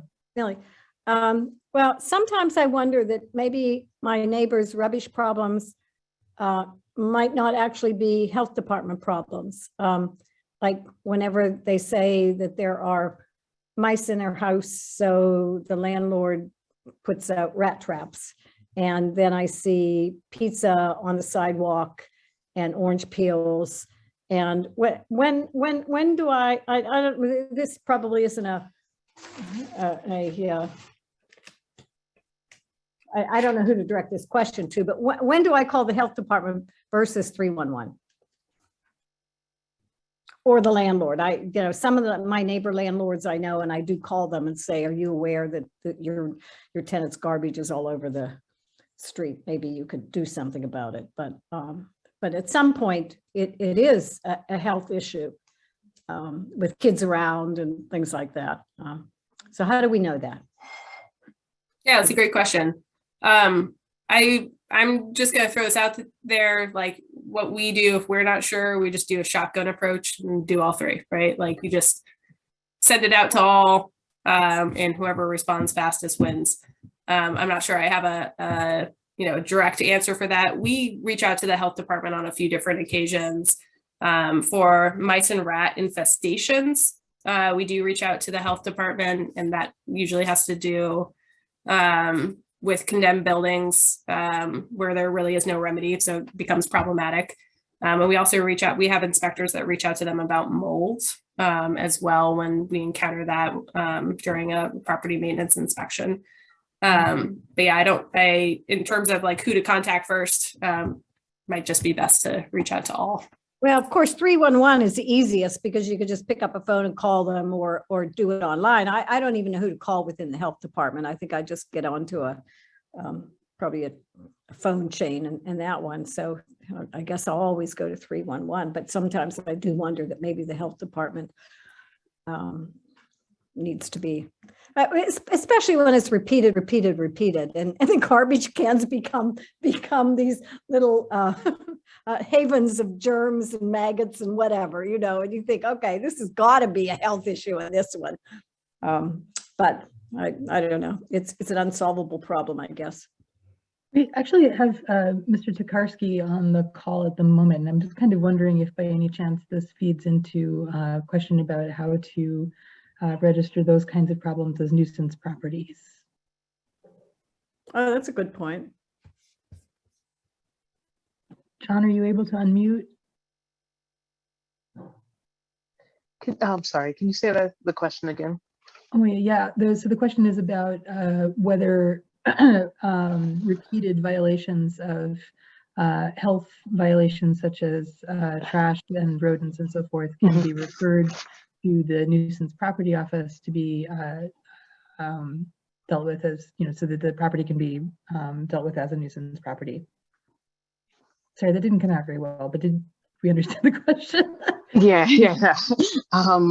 I am, I'm sorry, I was like kind of pushed onto this call. I don't know, I have all the answers, but, if it's a repeat offender, usually like the area foreman will probably take a visit. I mean, he showed me a couple of problem areas in Oakland, and still with a lot of, maybe there's some hoarding or some other thing that might be considered a health, something that could be referred to the health department. There's just a little bit of a process. There needs to be more like collaboration. And I think that sometimes that's lacking in, getting such things addressed. But I know that generally they go through, like a multi-step process on the refuse side in order to handle these issues that could involve the health department. But I don't really deal with a lot of that. Recycling is not as clean. It's not clean really, but it's a little bit cleaner. It's totally fine. The question was mostly about the nuisance property designation, and maybe Sarah, since I think that John is maybe stepped away from his computer, you can talk, is there any way that PLI is, accumulating the 3 strikes hand to John kind of situation? Yeah, so the nuisance property task force, we do have some supervisors that serve on that committee, and we pove data and documentation. I don't think that trash is generally one of the like repeat indicators. Usually we're looking at different types of disruptive property issues, but happy to connect with John and come loop back around with this group on the parameters for that. Apologies, I don't know off the top of my head. But what are the rules around, and pardon me, Liz, for repeating this question, you've probably heard it a zillion times. What are the rules around garbage cans on the sidewalk, like on Lawn Street? Because my neighbors on Lawn Street just keep their garbage cans on the sidewalk day in and day out, week in and week out.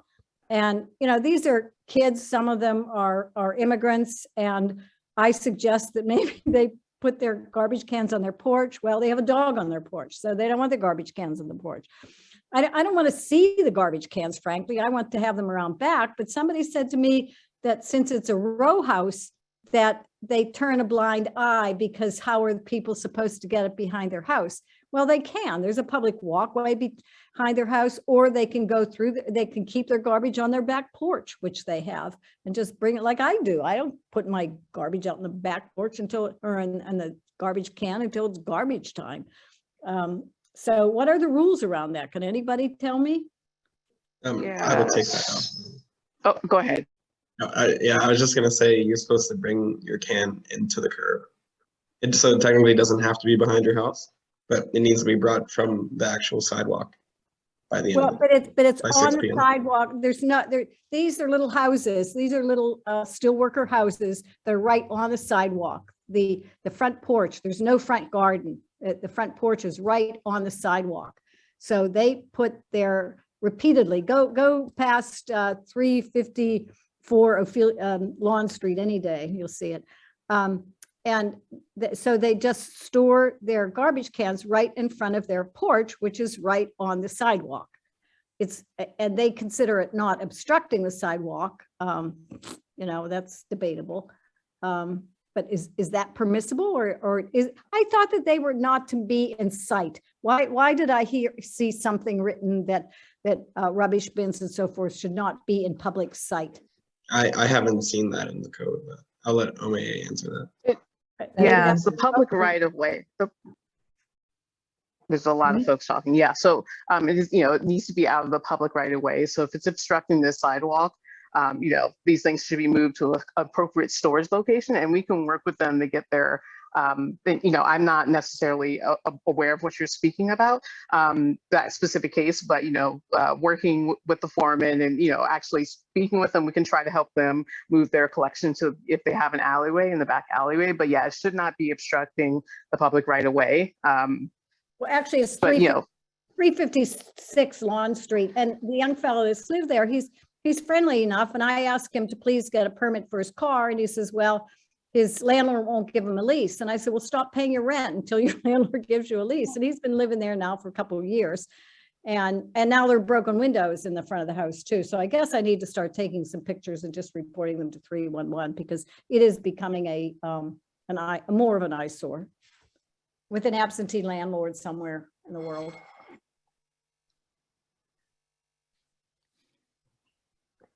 So my problem continues, that's all. Okay, I was noticing that Mr. Tokarski had turned his camera back on for just a moment there, and I just wanted to see if there was an opportunity. Thank you. Hello, John. To circle back about the question. You're muted, sir. I'm sorry. The one moment I walked away from my computer to go. No, I know, right? It's just always gonna get you. We had a question coming back here about to what extent repeat violations of trash and other such public health type problems could constitute a nuisance property designation. Well, I can't address nuisance, but under disruptive, it can. There's literally, and I'll be more than happy to provide you with a listing of them. There's a number of different issues that designate potential for disruptive properties. And I'll talk a little bit more about where we stand with all that when I get to my part of the reporting place. But I deal primarily with disruptive properties, not nuisance properties. Apologize, that's what I meant. I'm sorry. It was a slip. Oh, of no, my that's all tongue. right. Now, our police department, our bureau, we work with nuisance businesses, primarily the hospitality business. So that's another area we can look at. And I can answer Millie's question under Municipal Code 619.03E. Residents of single-family dwellings and small apartment buildings must store containers in the rear of the property and or removed from view of the public right-of-way. That's the code. Right, right, Liz, I thought that you had shared that with me before, and that's why I asked the question. I wanted confirmation, but I'm not getting confirmation on that. Well, I read that directly from the municipal code, so that's confirmation. Okay, so if that's in the Muni code, then I can call 311 or I can call the health department and say, these cans are in public view and I want them ticketed. I want them something. What do I want them done? Fined. I want them to call the landlord, who is some LLC in New York City. Well, you wouldn't call the health department. It's a municipal issue. Yeah, it's a municipal issue. So that would be 311, and then it would be sent over to, correct me if I'm wrong, Sarah, to DPW? Correct. Okay, and I should take pictures. I'm just gonna have to start doing that every week, especially as it's getting warmer. I know which house you're talking about. Of course you do, yes. And then there's the ones on Ophelia Street too. Now, what about the ones on Ophelia Street? Because their rubbish cans are kind of like a little bit behind their hedge, but yet they're right next to my porch. There's that one too. I'm gonna report them all. Let's keep them busy for a while. Go for it. Okay, thank you. I think that we managed to cover a lot of information right there. We have a couple of, oh, sorry, Sean, did you have something you wanted to add to that thread? Certainly, I really understand it's a frustrating thing for our residents. We really try to do our best. If there's any alternative for the residents to keep the cans elsewhere, we really do try to enforce that. We do know, though, we do have some homes throughout the city. There's really just no access to the back or any other option. So, the best thing, always put the 311 in. We'll review it. Hopefully we'll get it resolved. If not, we'll go to the citation if we have to. So, Sean, who do you work for? What department? With the Department of Public Works, Environmental Services. Okay, thanks. We're the ones that'll handle those. All right, thank you. I'm gonna, yeah, I've been too slack on reporting them. I'm gonna do better. Thank you, Millie.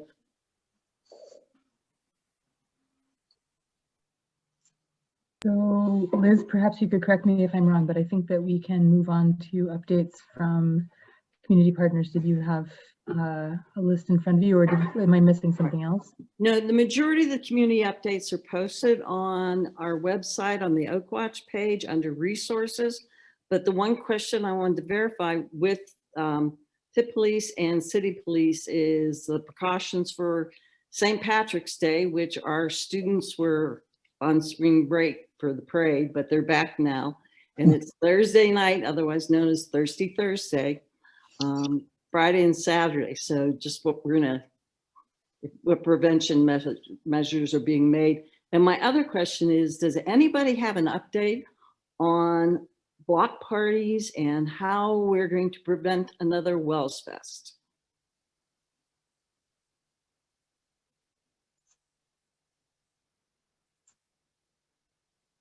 This is Officer Schiffman. I can speak for a moment. Thanks. Sure.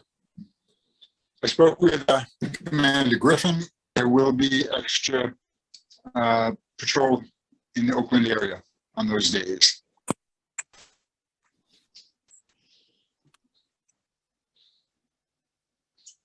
while you're patrolling, can you also, would your guys also keep an eye on people parking in crosswalks and on sidewalks? And we've had a rash of handicap parking spots being taken by non-handicapped people. Yeah, I can mention that to the supervisors. Liz, this is Jeff Glow from Pitt Police. We can also do that. In addition to, you asked about St. Patrick's Day, we're going to have our impact team out, which is additional 6 state officers starting tomorrow night, running through the weekend. Great. Great. Has anybody heard anything on block party? No, we don't have any information on that Wellsford. We heard the rumors that you brought that to our attention, that they may have another Wellsford party. But we haven't heard anything. And that student actually had that last year. He graduated, from my understanding. And we checked, there's no city permit applications right now for any type of block party. Well, I think the concern from the actual residents on Wellsfest and that surrounding area is the possibility of come this summer, we have a repeat. You know, remember Semple Fest, and it became a tradition. They're concerned that Wellsfest is going to become a tradition. And unless we have some preventative measures in place prior to them applying. So I guess I'm reaching out to not just the police departments, but also to the city council and to the mayor's office. Liz, I'll be more than happy to bring that to the director's attention and look back at what was done previously and what we can improve on. Of course, it's also helpful, like we'll check with special events anytime any type of permit is processed out to them. But I think it's a joint effort where a number of us have to do our diligence to look at things and talk to each other. Mm-hmm. Thanks. Bob, you look like you wanted to say something as well about that. You know, so the councilman and I spoke about this today, and obviously it's very important to the councilman.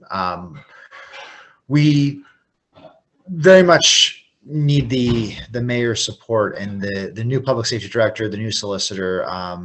One of our discussions that we've talked about before was the liability and the responsibility in these events, and where we really need to make sure the cutoff is it, you know, if you have a 15-person block party, we don't want to make sure that you have to carry an insurance policy on that. But if you're having a 100-person block party like Wellsfest was last, or I don't want to get into how many numbers it was, but much larger than 15, that we don't want, you know, at that point that there needs to be some liability there. That is a question that the councilman has posed to the new public safety director and the new solicitor, but I don't have an answer for you at this point. Okay, if you can keep us posted on that, that would be great. Of course.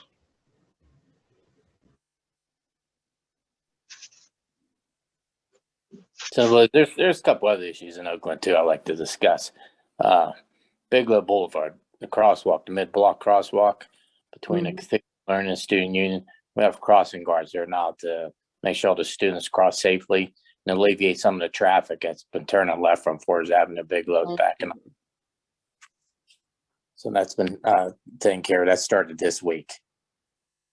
And also, could you just tell us just a little bit, like, was that at the initiative of Pitt Police saying that that was a public safety issue, or did that come from the that was part office? of the issue when the whole Bigelow Boulevard was redone.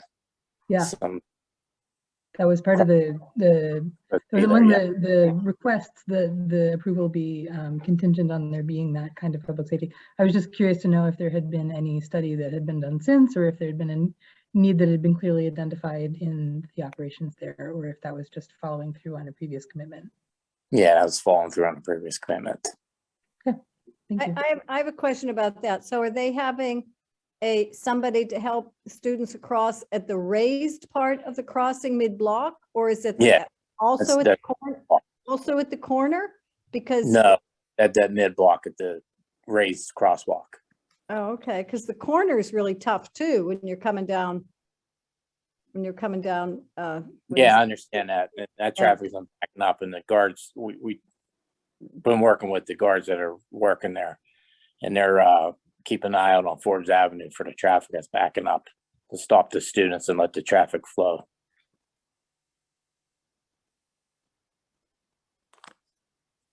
Sorry, officer, was there something else? I didn't mean to cut you off earlier with my question. We've also been working with Spin, the scooters that everybody sees in the city. They've been on our campus and they gave the students a safety presentation. They're teaching the students how to properly ride and park the e-scooters. So that's something that Spin's been very helpful with us and coming on campus and teaching the students how to properly use the scooters and to park them, because we understand there's been quite a few parking issues with them. Yeah, no, I'm basically recording, I'd say 18 to 24 spins illegally parked on sidewalks a weekend. So that and riding the wrong way, particularly in Atwood. Yes, so Very it's popular. Actually, if you don't mind, may I ask, and I hate to put you on the spot here, but Dave Munson, you're here from DOMI. Is there any opportunity that we have to revisit the way that the spin scooters are licensed in order to be able to make sure that there's some way of keeping them, I don't know, in better control? So this has been a topic of discussion recently with the people who are managing that from our department. I know it's something that they're working on. I don't have information on exactly how that's going right now. If you would like me to, I could talk to them and see if they'd be interested in talking about that at a future meeting. That'd be really seriously helpful, and I'm happy to follow up about that. We get a number of complaints from literally the entire spectrum of Oakland residents about how the scooters wind up in the sidewalks and on people's yards and stuck into places where they shouldn't be. So Right. yes, whatever we can do, that would be great. Okay, will do. Thank you, appreciate it. Liz, did you want to run through? Yeah, everybody no, I'm else's? afraid I have one more public safety issue. And maybe, John, we can bring this up tomorrow at the public safety meeting for Zone 4.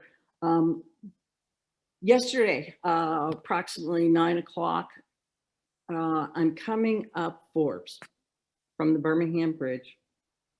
And of course, traffic is tight, it's busy. An ambulance is coming up behind me. Now, everybody is trying to get out of the way and everything.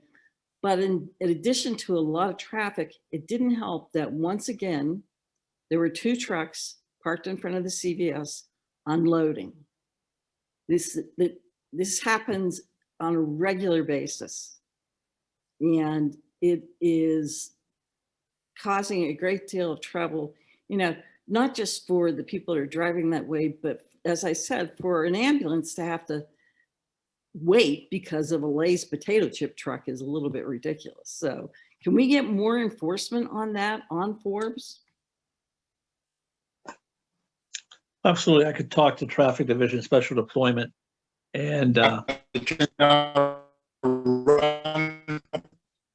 Yeah, and if we could talk to CBS too, because they do have a loading dock Go ahead, John. near the building, which is, you know, I don't see why they can't use that.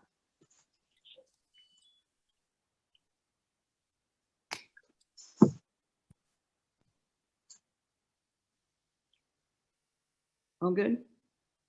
yeah, I'll talk to tomorrow night, Liz, about the specifics on that and get that addressed. If not Friday, Monday.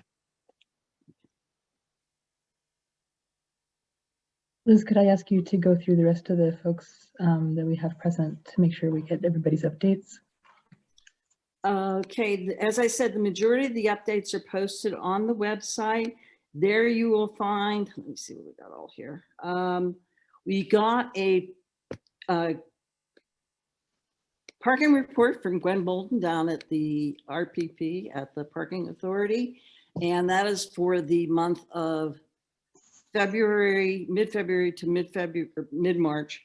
Also, you'll see that there's some previous postings of a long stretch over the holiday, which is kind of hard to read because of people going on break and then the Christmas break and everything. You also find that there is a flyer there from Erica Strasberger's office with upcoming events around District 8. And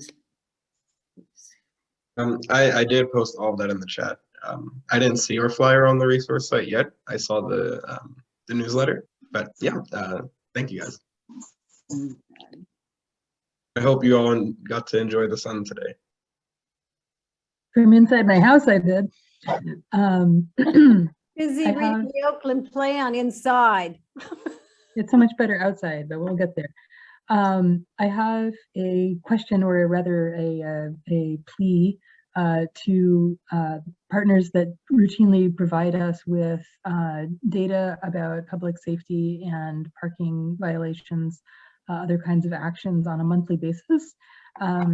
We've been posting those things, meaning we will take the numbers that we are provided on a monthly basis and we just kind of post them. But it's really very difficult to contextualize that information if it's just presented as a list of numbers every month.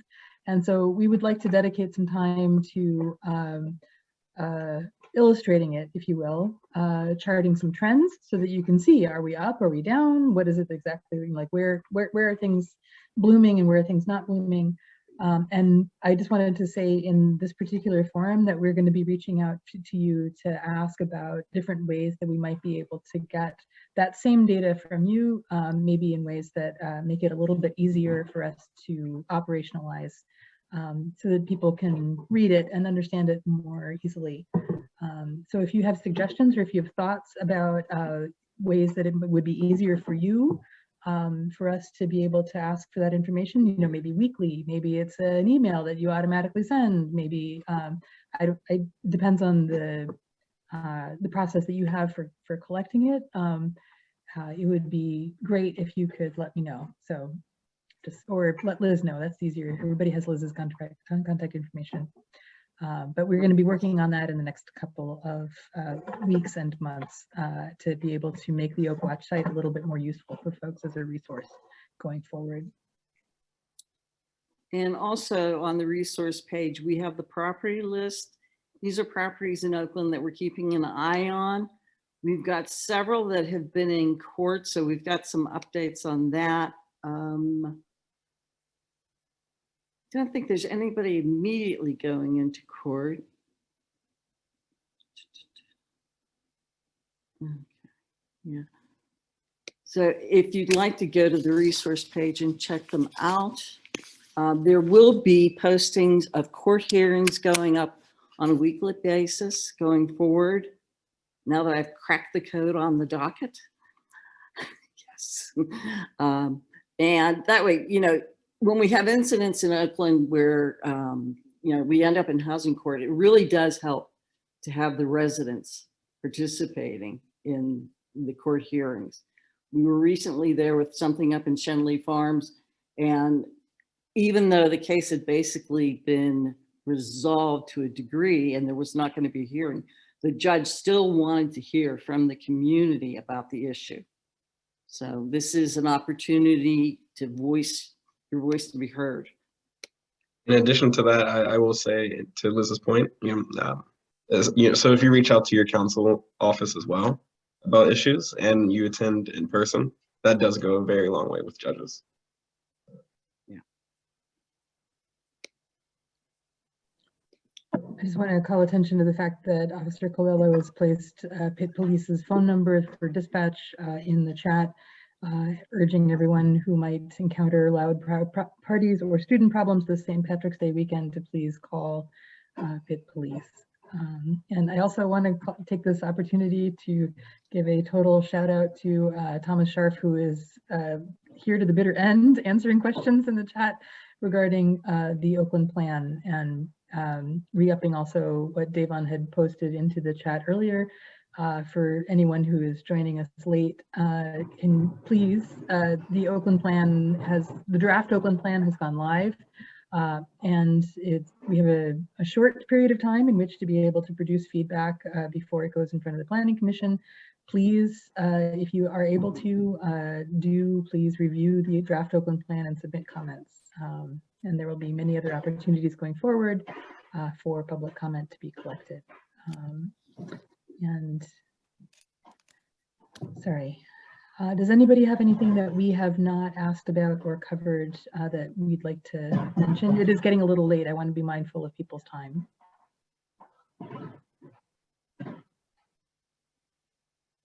So I just want to jump in. My name is Jessica Farrell. I'm from the mayor's office. I am part of the new neighborhood services team. Our manager, Rebecca Monella, could not be here tonight, Liz, but she sends her deepest love and regrets.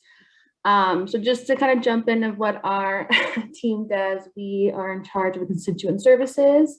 We are a new team, so right now we are still getting our structure together and finalizing just our different assignments and roles within the team. Right now, my role is to solely oversee kind of the constituent database. So right now I'm overseeing all the phone calls. So if you were to dial the mayor's number at 412-255-2626, you'll most likely get me on the other end. But I'm very excited to be here. I've been taking notes this whole time of the general concerns from the meeting. And I'll pass it along to Sarah Johnson, who's also a part of the team as well. Hello, I remember you. I remember a few of you from before. Rebecca and I were on a similar meeting. I just want to say hello again. I like to reintroduce myself for a few people who may not know who I am. I'm Sarah Johnson. I am in the neighborhood services, I guess, umbrella as well. My position is the community. I'm the community liaison for the mayor's office. And same thing, basically what Jess was saying, we handle constituent matters. We're here to listen and all about your concerns. I've been taking notes as well. And we hope to service you guys as best we can. And we'll put our emails in the chat. So if you guys need to reach us at any point in time, you guys will have our contact information.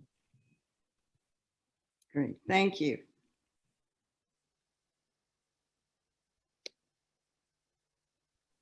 Totally, yes, thank you. Sorry, I was juggling buttons on my phone here, but it's great to have you aboard and we're glad to meet you face to face. Thank you.